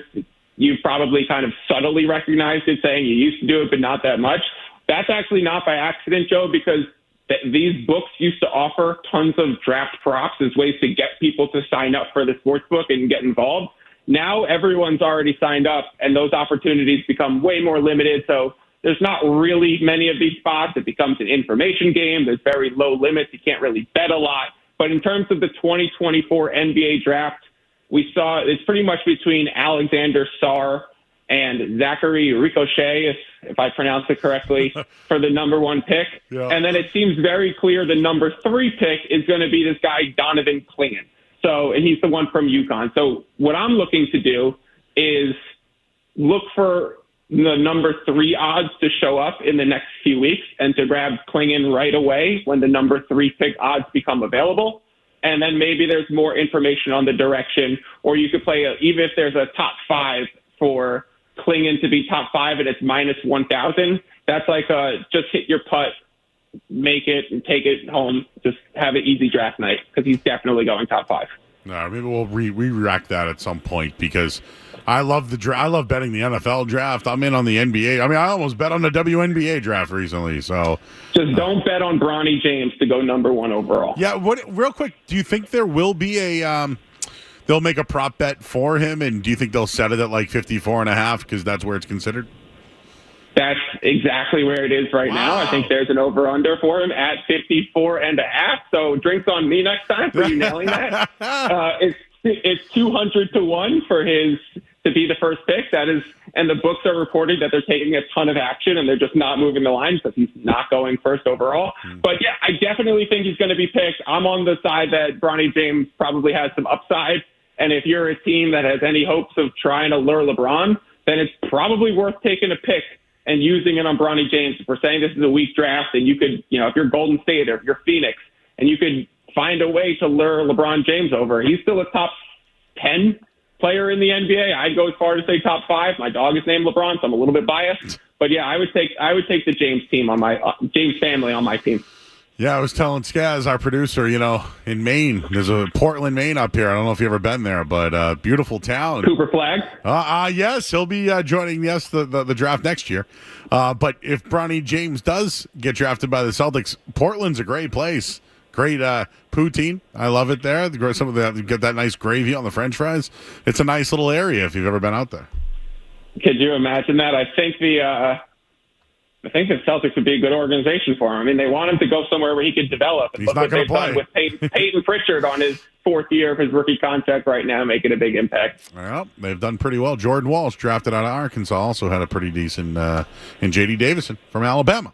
So they're developing players as well there. He's Mike Fiddle Picks. Go check him out at Fiddle Picks on Twitter. Mike, appreciate your breakdown, my man, and we'll see if this series keeps going, and we'll keep betting, my man. Anytime. Go see. Thanks, Joe. You got it, man. Appreciate it. That's Mike Fiddle Picks. Go check him out. It's the gambling guy. It's like whenever I get with a gambling guy, it's like we speak like, like Spaceballs language. I'm sorry, Star Wars language. Spaceballs is you know what? Give me barf. Give me Spaceballs. Yogurt? Is it yogurt? I'm my own best friend. He's half man, half dog. Did you guys find anything? The sweeps, the creeps, and the bleeps, right? Man, we ain't find anything. What is it, Dark Helmet? Yes. Rick Moranis. Need him to come back and do something. Actually, I've talked. Oh, man, if I hate to bring him up because, I'm the Reaper. Don't you dare. But there has been talks about him coming back, and the reason why he stepped away is he had a tough, his wife passed. Yeah. And I always liked him, though. I always liked Martin Short. Liked him, too, when I was a kid. Honey, I Shrunk the Kids. That was right up my wheelhouse, but I hated that movie. I didn't think he was funny. You know what else he's not funny in at all? Ghostbusters. He plays the loser who gets the girl. That's his role, though.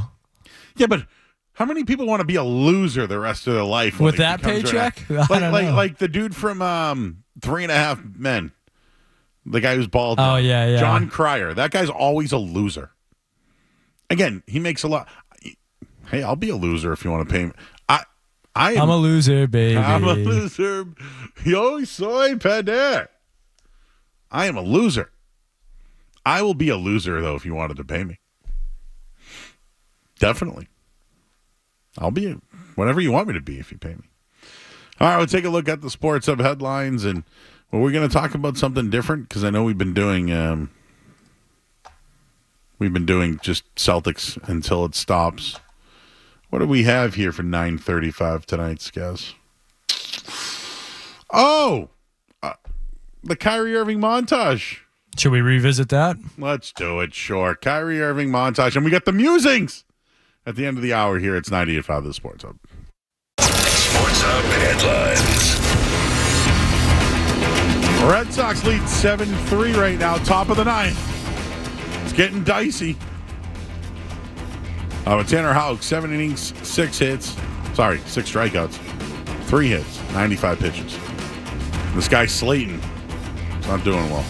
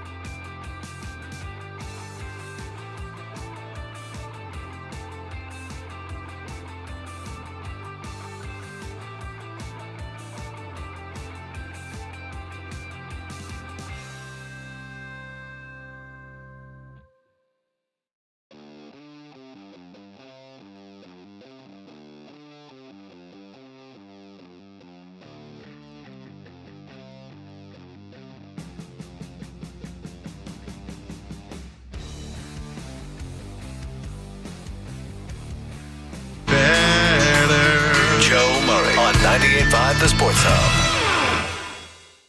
When you have the unique opportunity of having special people and being a part of an organization like this, you're just appreciative, and I'm grateful. It's about to be crazy, G. When you have all-star caliber players out there, it should make the game easier for you. And I talked about it before, but that's a true telltale sign of a great player is how well they integrate themselves into a new system and with new guys. They have a team-oriented, at all times, vibe and culture here, and I had to be able to adjust, my individual talents to the greater good of the group. Even if I ever had the inclination of like, hey, I want to test free agency, it's like, no, Boston's going to, no, you're coming right back. You guys will have me back. I plan on re-signing here next year. There's a key word that goes into this whole entire season. That's patience, and that's even within the games. It's just, we're going to be okay. We're going to be fine. I want to make sure that we're going to be fine. I had to call Brian, and tell him, I apologize for being that young player that wanted to everything at his fingertips. Sometimes getting the most out of the group.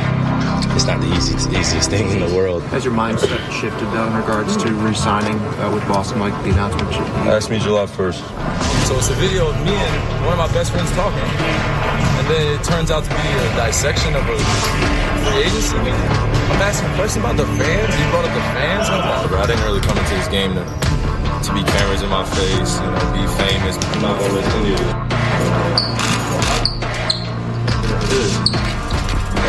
Just defensively, you guys have been taking shortcuts.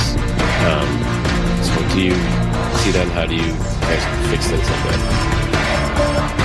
I don't know, it's up to Brad. Try to come in and help as much as possible. We should have probably trapped him a little bit more like every other team does in the league.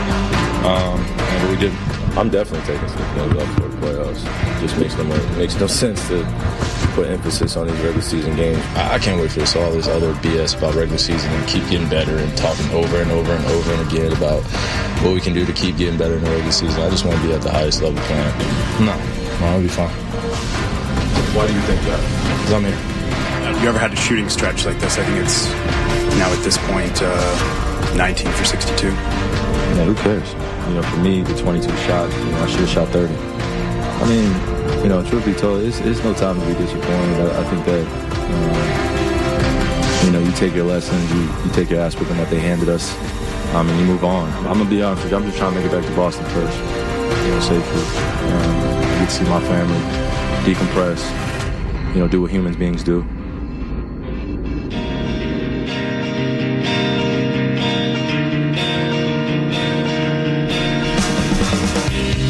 All right, back here at 98.5 The Sports Hub. I'm Joe Murray. Skaz is here. We got musings coming up in just a little bit. Was there a villain in the Warriors series? Like, did Draymond turn into the villain in that series? I think so. I think he was the villain going in. Okay. Yeah. All right. But we've talked about this. Kyrie's the villain. Luka's the guy. Draymond was the villain. Curry was the guy. Curry was the guy. It was definitely Curry. And I think some of the taunting towards Draymond and all that stuff fueled Curry. I do. Because obviously, remember he would start doing the go to sleep and all that stuff. Yes, he was. Once the crowd really started, he started giving it back to them. That's one thing I would probably say to Celtics fans. Like somebody, remember a guy called in last night and was like, man, I thought about opening another credit card so I can go to the game. I'm like, no, bro. Like, it's going to be a wine and cheese crowd. It will. It will be. Dude, $800 for a ticket? Come on now.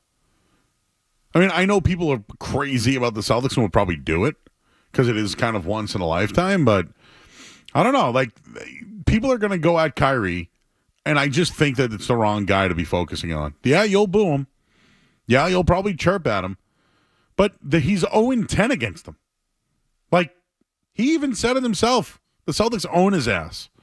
So to do anything stupid about Kyrie, or it's Luka. When he's at the free throw line, be loud. Luka Doncic is going to be the star of this series. Because he's the only guy that really, truly can take over a game one-on-one in isolation. And I think it's going to come down to Jaylen Brown. Jaylen Brown's won an award, MVP of the Eastern Conference Finals. Can he be the MVP defensively versus Luka Doncic? I think that's the matchup right there. And you put Tatum on Lively and Porzingis on Washington. White, Holiday, they'll do the deal. Right? Horford will be their sixth guy. You'll probably get Pritchard in some matchups. Hauser may give you a few minutes. If I had to go to another big, I wonder if it's Tillman. If you really had to go, is it Brissett? So I'm not worried about the bench. I think Dallas's bench stinks. And really, quite frankly, the Celtics bench should only get better with Horford coming off it. Or even Porzingis for that matter. Have we ever talked about this yet? Is there any shot Porzingis comes off the bench? I would lean no. I because you want him out there with the starters. You want him out there with the best unit, getting his feet wet back. You know, he's literally coming back in the finals when it's going to be as ramped up as possible. I think you want him out there with Tatum and Brown, Holiday and White. I think that's where he's. Then you get the mismatches on Horford. Horford comes in off the bench. You use that. I think he starts. I would imagine his minutes are probably limited to start, but I would imagine he starts the game. Yeah, I'd be interested. Like if Joe Mazzulla makes the adjustment, hey, we really only want to play Porzingis about 11 to 14 minutes. Well, does that 11 to 14 minutes come with either non-Tatum minutes, so the scoring's not bad? That's one of the issues, Skaz, by the way. They struggled with Tatum on the bench. Oh, they struggled big time with Tatum, especially against the Pacers. That's what I mean. Like, could they look at Horford starting? I'm only bringing this up as a spitball. I agree with you. If Porzingis is playing, he's probably starting. I'll admit that. And if he's going to play 11 minutes, that almost feels like a waste to me. Like, I know he's still an incredible player and you want him out there, but this much time off heading into the finals, he's got to give you more than 11 to 14 minutes. I hope so, too. I'm just bringing up a scenario where they like what they have right now. And they've been trying to find that next rotational big. It was Cornette. He hurt his hand. They went to Tillman. At one point, they went to Brissett. Well, the guy that can fix that issue right there is Porzingis. Maybe the guy who fixes the issue is Horford. I don't know. I'm just bringing up the fact that let's say they want to monitor Porzingis' minutes. Could he help out offensively if it's Tatum out of the game? I just think Horford is better at making players around him better. Like, I think Porzingis is good at that stuff, but I think Horford is better. And when you put him out there with the second unit, or if it's, the second unit and Tatum, which is what they do a lot of the time, Horford and Tatum can both facilitate, can both hit the three. I know Porzingis can do that, but he's more of a, three-point shooter, or you're going to get him down low. So I would prefer to see Horford off the bench in that situation. Just giving it a different look. What if? But, I mean, to your point, I think Mazzulla's going to try everything. We always said this week is we're weaponizing the offense. We're weaponizing the offense. Yeah, he mentioned that in practice every day. Let's see it. What does that mean? I don't know. Didn't the Patriots say that too? Yeah. And then, yeah. What they do. I feel like Joe Mazzulla is listening to the radio and that now trolling all the media. I wouldn't put it past him. I wouldn't put it past him either. He's Crazy Joe. Oh, he was pissed about the Brown and Tatum. Let's do that, after the musings. Yep. Because, again, I think we have, at least I have a different argument. I don't know, Skaz, I know we speak our own minds at times. We agree on some things.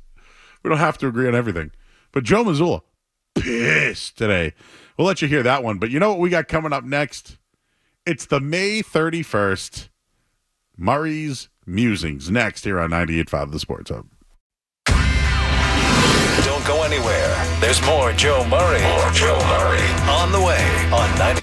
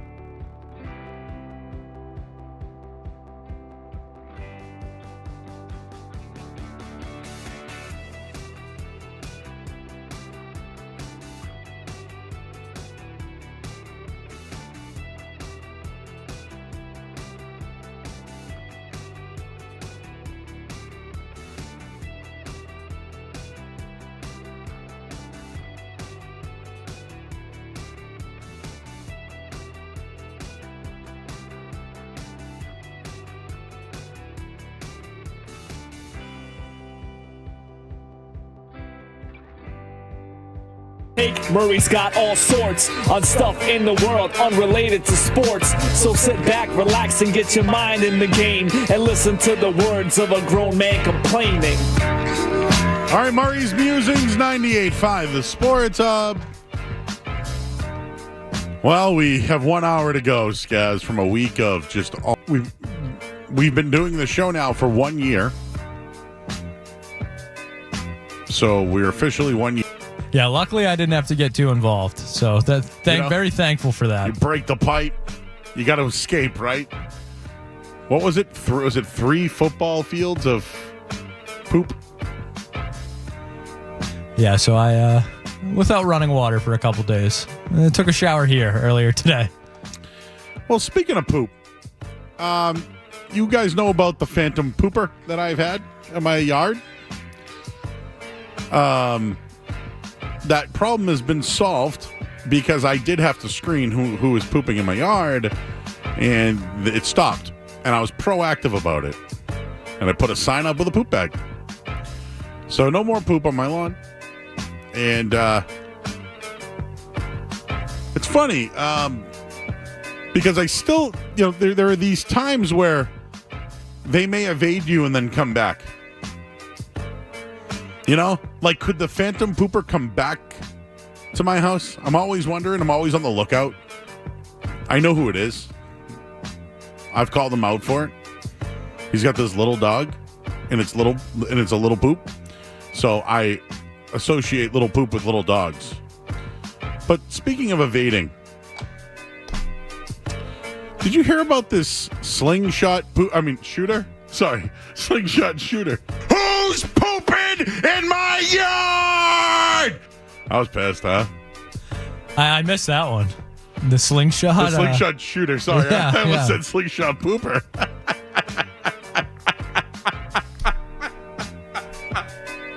I don't think I'd want to be a slingshot pooper. Right? Because you'd actually have to touch the poop. Unless you put it in a poop bag. Anyways, there's a slingshot shooter in California. He's been on the run for a long time. This from the New York Post. An 81-year-old serial slingshot shooter who had been terrorizing his California neighborhood with the rudimentary weapon for nearly a decade was arrested last week. Police, Prince King on Thursday, after learning he, and not a teenage boy, was the person believed to be responsible for various instances of vandalism caused by the slingshot over the course of 9 to 10 years. He's accused of targeting dozens of residents through the years, breaking windows, windshields, and nearly striking neighbors with ball bearings from the handheld device. There's been no known injuries reported, but over the years, residents said the damage often cost them thousands to make repairs. He was arrested in his neighborhood where cops were responding to a quality of life issue on the block on some street. Police found new ball bearings and a slingshot at his home and promptly cuffed King. The arrest is long overdue as cops have been investigating since they first reported the slingshot incident nearly a decade ago.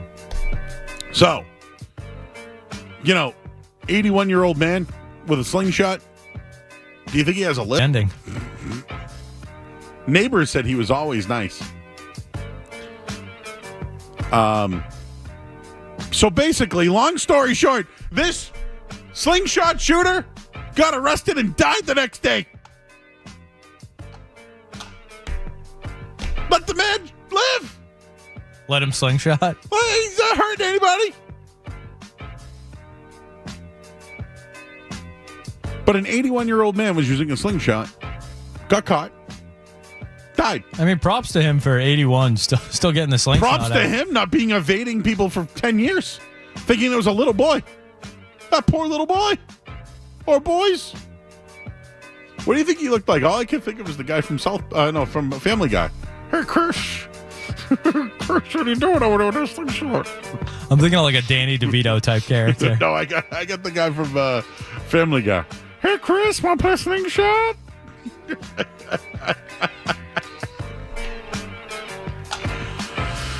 That was a stupid story.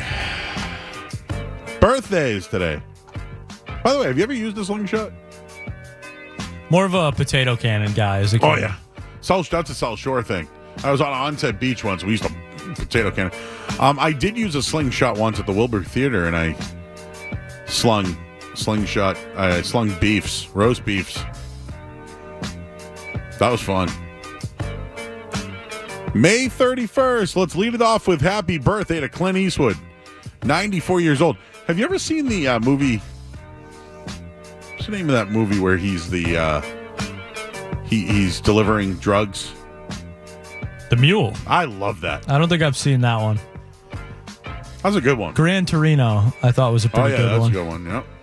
Joe Namath, 81 years old today. Oh, Chris Elliott, 64. I was talking about him the other night. I remember the show Get a Life. He also had the hand in Scary Movie.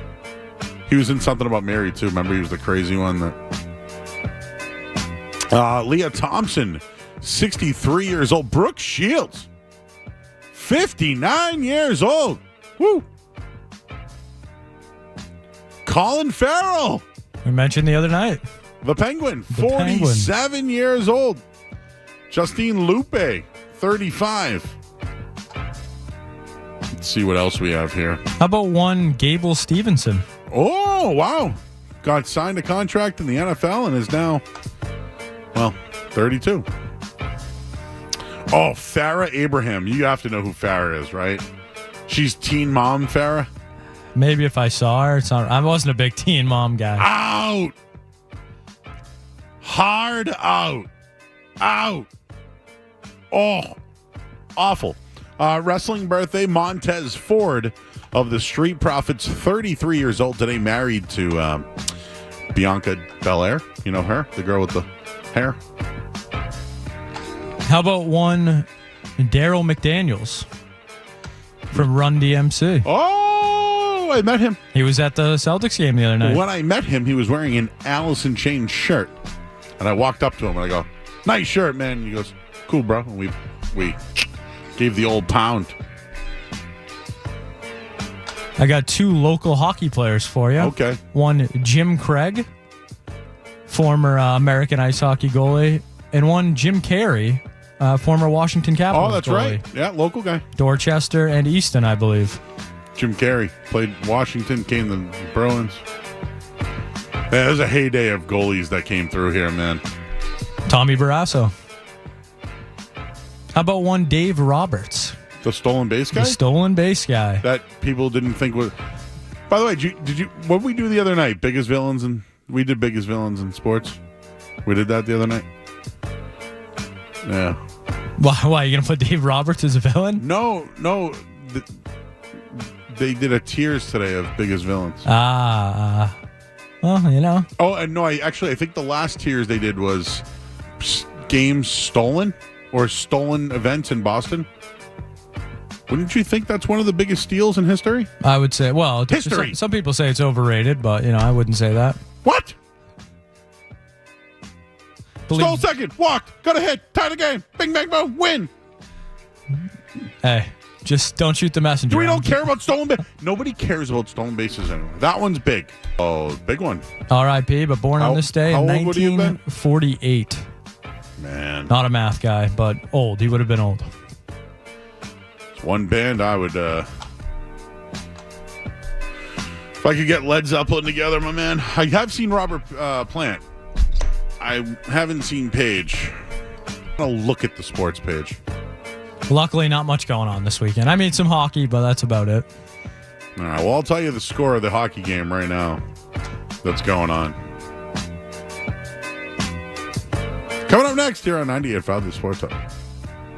WBCFM from the Town Fair Tire Studios, the home of the Patriots, the Celts, the Revs, and the Bruins. Boston's home for sports is 98.5 The Sports Hub. Beasley Media Group Station. Sports Hub headlines. All right, after two periods, Edmonton has a 3-0 lead on Dallas. That series tied at 2. One more period to go in that one. Red Sox won. They won. The Red Sox won. They won. They won 7-3. Homers, baby, homers. But not just homers. Dongs by Ceddanne Raffaello. Double dong nights. Tanner Houck, 7 innings, 6 strikeouts, 95 pitches. And Mike Tyson's got an ulcer, so he's not going to fight Jake Paul because it got postponed. Headlines are brought to you by Safety Insurance, providing comprehensive coverage for your auto, home, and business. Ask your independent agent about safety. I'm Joe Murray. Your next update soon.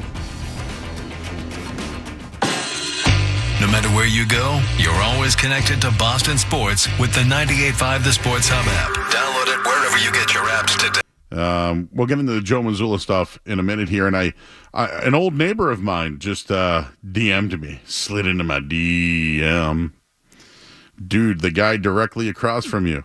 That dude used to let his dog poop on my lawn, and it was so annoying. We know. We know who you are. We have multiple neighbors who know who you are. Like, imagine knowing you let your dog poop on the lawn. Like, who's pooping in my yard? But imagine your neighbors knowing you let your dog poop in the yard. You're lazy and shameless. Not doing your research. And poop takeless. That made me laugh.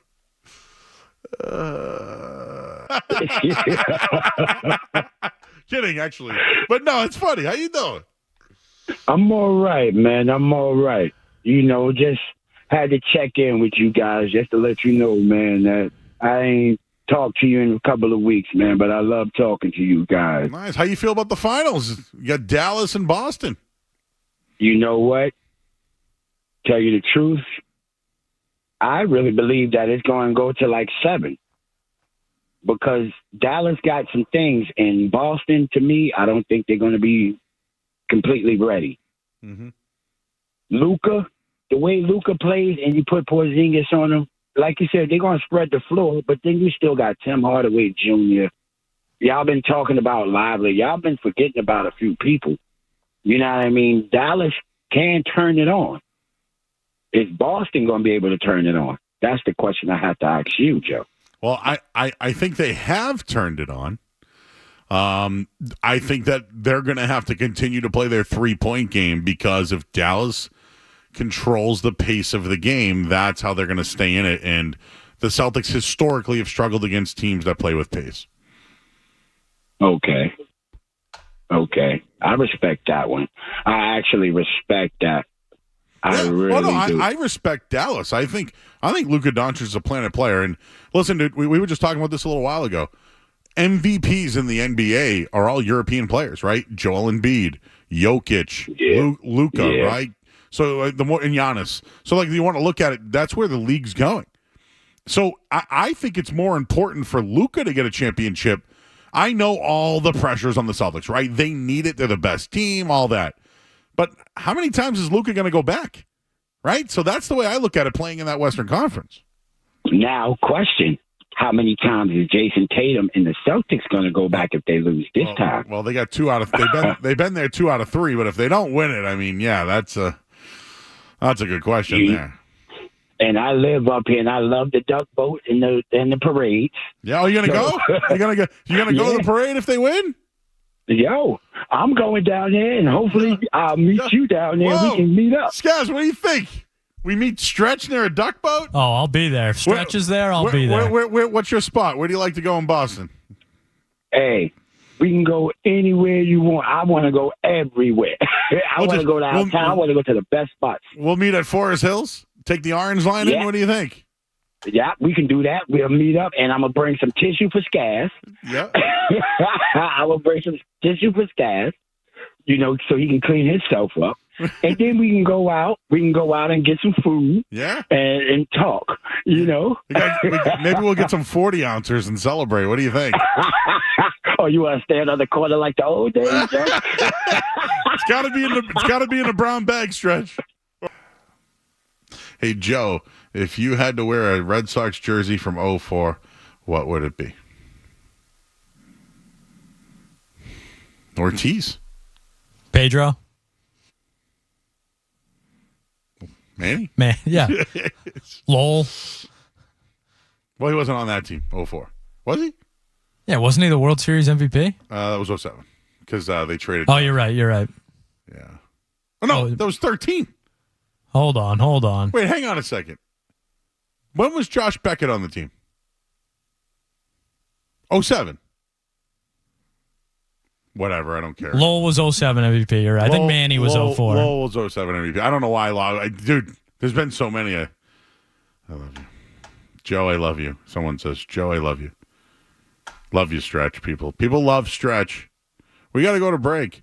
Joe Mazzulla, not happy with the mainstream media. And neither am I, but that's because they make more money than me. Don't let anyone else tell you anything different than that.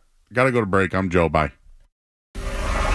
You're listening to Joe Murray on 98.5. You're listening to Joe Murray.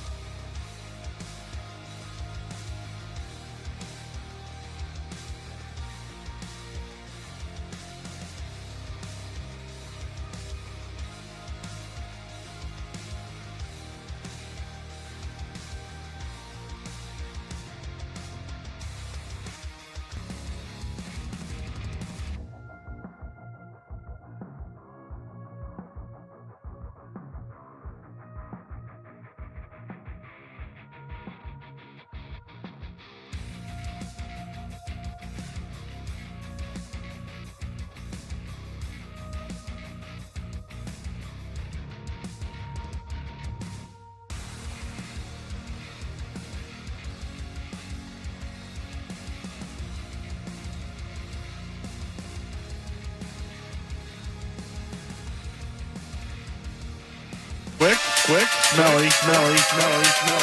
It's Joe Murray on the Sports Hub.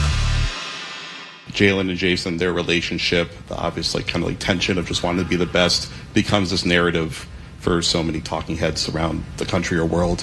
From your perspective, does that seem far-fetched? And I guess just what has it been like your experience with these guys over the last few years? And That's a really good question. I'm kind of praying about how deep I really want to get into that, because the whole thing about that really pisses me off, and I think it's unfair to both of them. And I think it's stupid that people have to use those two guys' names and use information that they don't know to create clickbait so that they could stay relevant. And it's very unfair that those two get compared. They're two completely different people. They're two completely different players. They're great teammates. They love each other, and they go about winning, and they go about their process in a different way. So why they have to always be lumped together, I think, is unfair, and people just use it for their own relativity. And at the end of the day, those two guys, their relationship is their relationship. They love each other. They push each other every single day in practice. They communicate with each other, but they go about winning differently. And I think they're both getting unfair, being compared to each other. They're different. And you see other duos around the league don't have to go through that. And it's because of the platform that they have. It's because they've been so successful their entire careers. They've been able to long stand success at a high level. And so people need them in order to stay relevant. And they should not talk on speculation. They should get to know them as people before they talk about that stuff. They're two of the greatest teammates and players that you could have, and it's been an honor to coach both of them. It doesn't mean they have to be the same. And so it's bullshit. Whoa, he dropped the poop. By the way, out of down. Today would be 2. We got 30 more minutes to go, and I would like to go on a streak into the weekend. But Joe Mazzulla not happy about the national media talking about Jaylen Brown and Jason Tatum. And it may be, some people may think that on this night show, when we talk about the media, it has nothing to do with people being critical of Jason Tatum and Jaylen Brown. Right? He just mentioned it. Other duos around the league, do they face the same things as Tatum and Brown? I don't know. Like I don't hear Jokic and Murray get it. I'm trying to think of other duos around. Like, how about Kawhi Leonard and Chris Paul? How about Luka and Kyrie? Okay, Luka and Kyrie. Do they don't. No way. No way.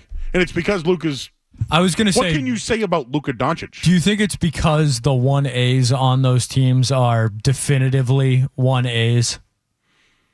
Well, let's think about it. Giannis and Lillard. It's Giannis, far and away. Far and away. Is that the problem? Is that Tatum is considered the 1A, but... See, I think Tatum is far and away the most complete player on the Celtics. So I don't think it's close, but I think the chronicle, the narrative is that it is a lot closer between them two than it is for those other stars. So I'm trying to think of other stars around the league. All right, so like if you just look at certain teams when it comes to the NBA, Steph and Clay, they don't face adversity because Steph was such a clear 1-1, like 1A. I mean, does Butler even have a 2? Bam. But no, they've made it to the finals with what they have. And is he a true 1? That's true. I mean, Zion can't really play, and now Ingram wants out. Phoenix?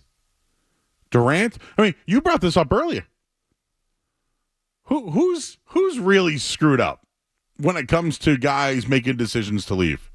Right? Because you could look at Kyrie. He left Boston. Well, he's now back in the finals, right? So, I mean, of the guys who's tried to go elsewhere to win when they should have stayed put, who's the guy you look at? Well, I think Durant is a real loser in this situation because Curry went back to the finals, 1-1 without Durant, 1-1 before Durant. You look at Kyrie, 1-1 before Durant. Now he's back in the finals. Durant has bounced around Brooklyn, Phoenix, hasn't sniffed the finals. So if there's a loser other than Grant Williams with this finals matchup, maybe it's Kevin Durant. What about LeBron and Davis? I mean, they did win 3 years ago. Yeah, and there were times where Anthony Davis was the best player on that team, but it was still LeBron was the one. LeBron takes the heat. Yeah. But they won. And the Celtics are taking the heat because they've had, let's be honest, they've had Gordon Hayward, Kemba Walker, Kyrie Irving, and all these guys, and they couldn't win with them. They move on from them. They go to the finals. They can't win. Last year, they get to a Game 7. Tatum gets hurt.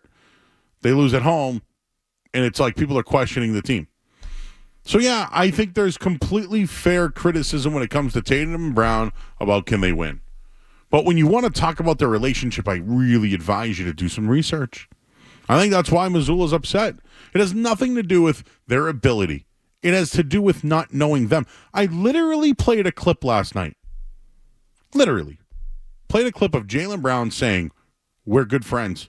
We're total opposites. I do this, he does this. My brother watches his kids. We're friends. We meet up in the offseason. We do this. Literally. Like, when was that interview? A couple of days ago? I mean, I'm just saying. For the people who bring up the Brown-Tatum narrative, you're not paying attention. You're not doing your research, and that's why I'm upset. It has nothing to do with saying things about them. Because they are sitting at the kids' table until they win. It's the lazy narrative about it all. You didn't do research. You didn't read Chris Mannix's article. You don't read the articles. You just spew, and it's takeless and talentless. That's what I don't like about the mainstream media. 617-779-0985. Matt's in Hawaii. Aloha. Aloha, my brother. How's it? Just chilling. 84, not a shirt on, right? It's 81 right now, no shirt on, but no problems. How's the so my wife was at Costco today. Whoa, okay. Okay, get this one. So she had her Tatum jersey on, and she walked by a family of Samoans, and they all went, Luka in 4! Whoa. So it was just hilarious to me, the national narrative, but hey, at least I have cheap milk. You know what's funny? So I went to the Walmart in Eva Beach in Hawaii. Yes, sir. I couldn't believe how cheap everything was at that Walmart. Well, it's a national chain, so I mean, Capole, right? The Capole, am I saying that right? Capole, yeah. Capole, we get no more. We have no Walmart in Eva Beach, but Capole is only like 6 miles. You know me, I'm from Boston. It's like, hey, down the road, right there, they have a beach. Well, Capole didn't even exist till about 15 years ago. That was just sugarcane fields. Yep. So brand new city, but so I don't know. What do you think about Joe Mazzulla versus Jason Kidd? Who do you give do we have the check mark in that? Or? I give a slight advantage to Kidd because he's played in it before. And he can tell the guys how it's going to be. Well, you have Sam Cassell right next to Joe Mazzulla. And the Celtics themselves have been there over 2 years ago. Exactly. So I think Mazzulla's been the better coach overall, but Kidd really turned that team around. I'm going to call it a wash at the moment, Matt. Do you have any idea, is Jeff Van Gundy still involved behind the scenes? Yeah, he's like a specialist or whatever. Yeah, he's still there. Okay, so he's still basically consulting with the coaching staff on a daily basis. Yeah. Charles Lee's going to get the job in Charlotte. And he already has it, correct? Yeah, and Sam Cassell's going to probably interview, at some other places. Yeah, well, he should be the Lakers coach instead of DJ. No, they wouldn't be able to handle him. Sam Why Cassell, not? He's got marbles, bro. Nobody could stand up to him. Remember, he likes the big spotlight. Remember he'd hit those big shots and do the marbles? Yeah, I do. I remember it like it was yesterday, actually. Nice. Mahalo, Matt. Thank you, sir. Yeah, nice to talk to you, Joe. Right, we'll talk to you next week. Yep, bye-bye. That Walmart dude, I bought I was like, why are these Hawaiian chocolates so cheap? They cost me $40 at the airport, but I can get them here for $2 for $5. The Hawaiian chocolates, guys. Oh. Actually, you got one. But I got a whole box of them. That's right. And they were delicious.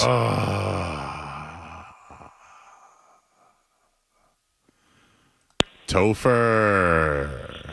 Yo, I don't know about you and Skaz, but dude, I used to read the articles in Playboy. You really did? Oh, hell yeah. Especially the comics. They were hilarious. So, I don't, I know Rube Foster did in Major League. The catcher? Yeah. Classic. Do you think Forrest Gump read them when they were passing around Jenny's photos? He had to focus on something. That man had to focus. Yeah, and he probably wanted to read about her. Yeah, and then he found out she was playing guitar somewhere and went out and saw her. That's true.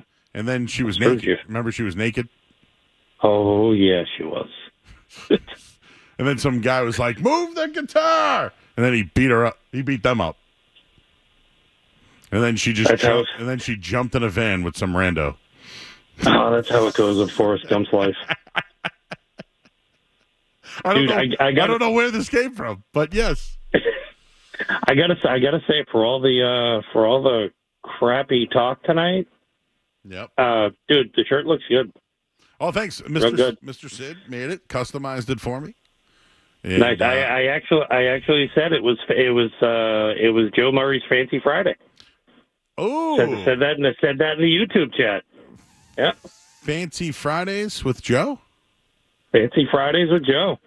5 nights with Joey. Get it? Oh, you looking to get scared? five nights at Freddy's.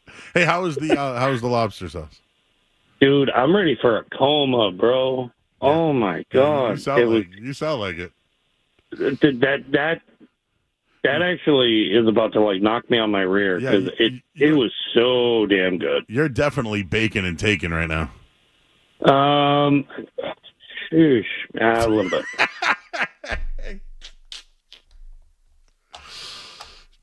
Just admit it, bro. It's Friday. All right, we got Katie in Winchester. Hello, Katie.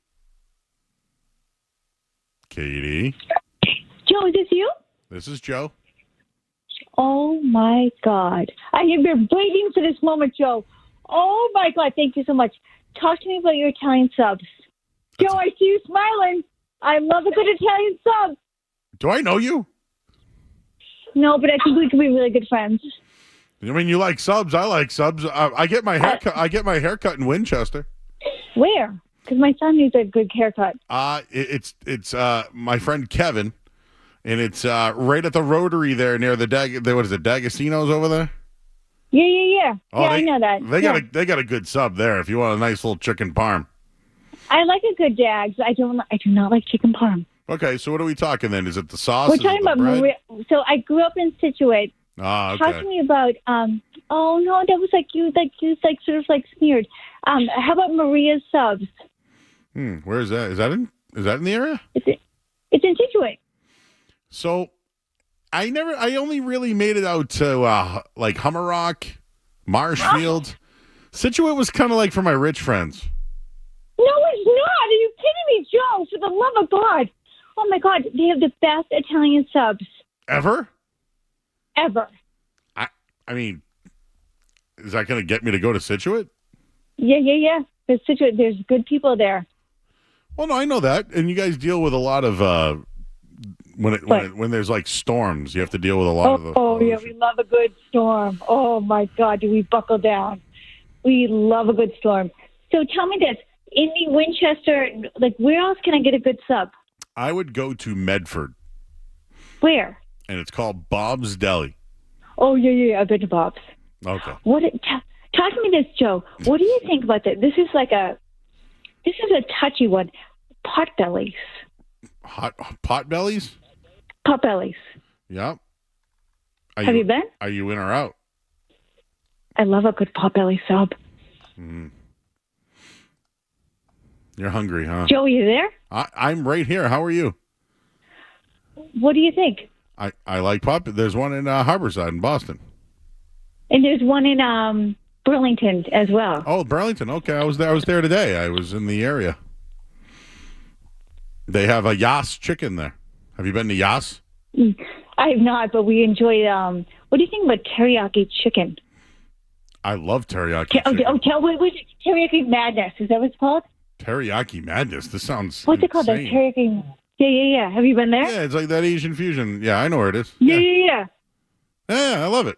Yeah. What don't I like? Salad. Out. Joe, it's been a pleasure. I've been waiting to talk to you about Italian subs, so thank you so much. Yeah, I'm here every night. I know you are, because we listen to you all the time, and it's been a pleasure. Thank you, Katie. Appreciate you. It said it said one caller all time. She was really excited to talk to me. Are people that excited to talk to me about food? Going from Turnip's food coma to that was quite a jolt. Topher's stoned out of his mind eating Chinese food and needs a nap. And then we get the woman excited about Italian sub. Then starts just naming restaurants to me, and I'm like, yeah, Potbelly's and Situate. Like, dude, that's way out there. Oh, well. You're all welcome. I will give you all the time. Riz. I love Riz. All right, we got to go to break. Get your last headline of the night, and maybe Joe me the money. Who knows if we have time. Sports Hub headlines. Red Sox won 7-3 tonight. Oilers up 3-0, 12 minutes to go in the third period.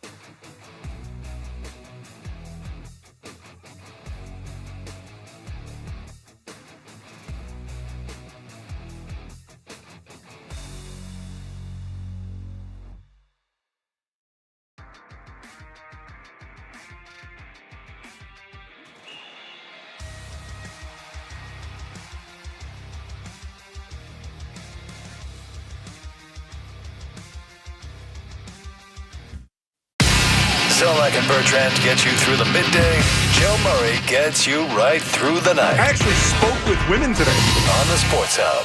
For you. It's a very personal, very important thing. Hell, it's a family motto.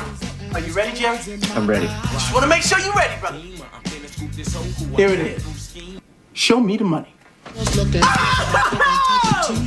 Joe! Hey!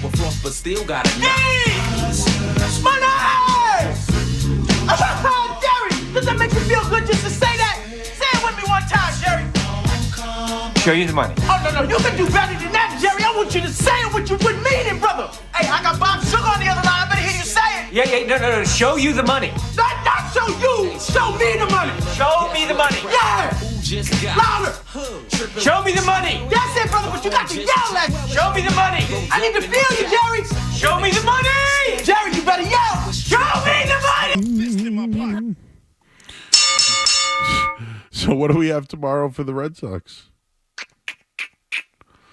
Detroit minus 120. And I am going with Detroit tomorrow to win. We can ring it. Thank you.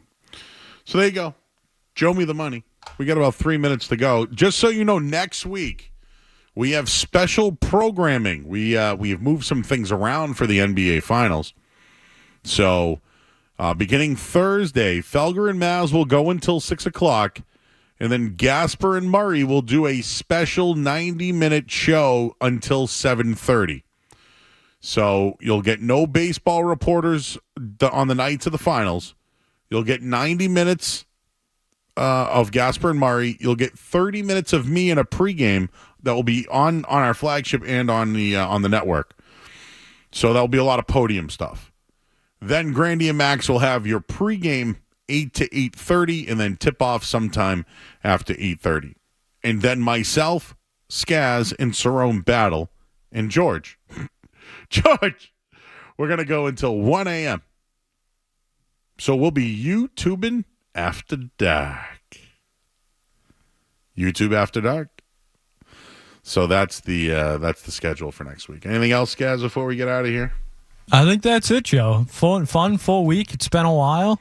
Looking forward to a lot of full shows the next couple weeks, and then we'll be really in the swing of it. So hopefully Celtics can take care of business early, and then you're getting a lot of Joe show. Yeah, there's a fellow on the line, and I'm wondering if we should end the week on this note. So he's got 30 seconds. His name's Harold, and he's in Maine. Hey, Harold. Hey, my name's Harold. Am I on? You're on, bro. I can't really hear. Yeah, that's because you weren't listening.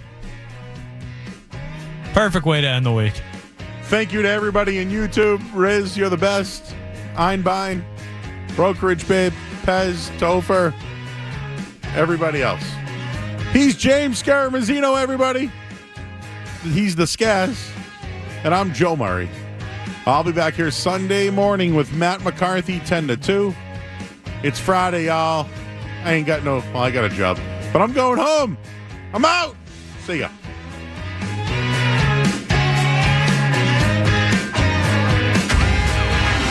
Don't go anywhere. There's more Joe Murray. On the way on 98.5 The Sports Hub.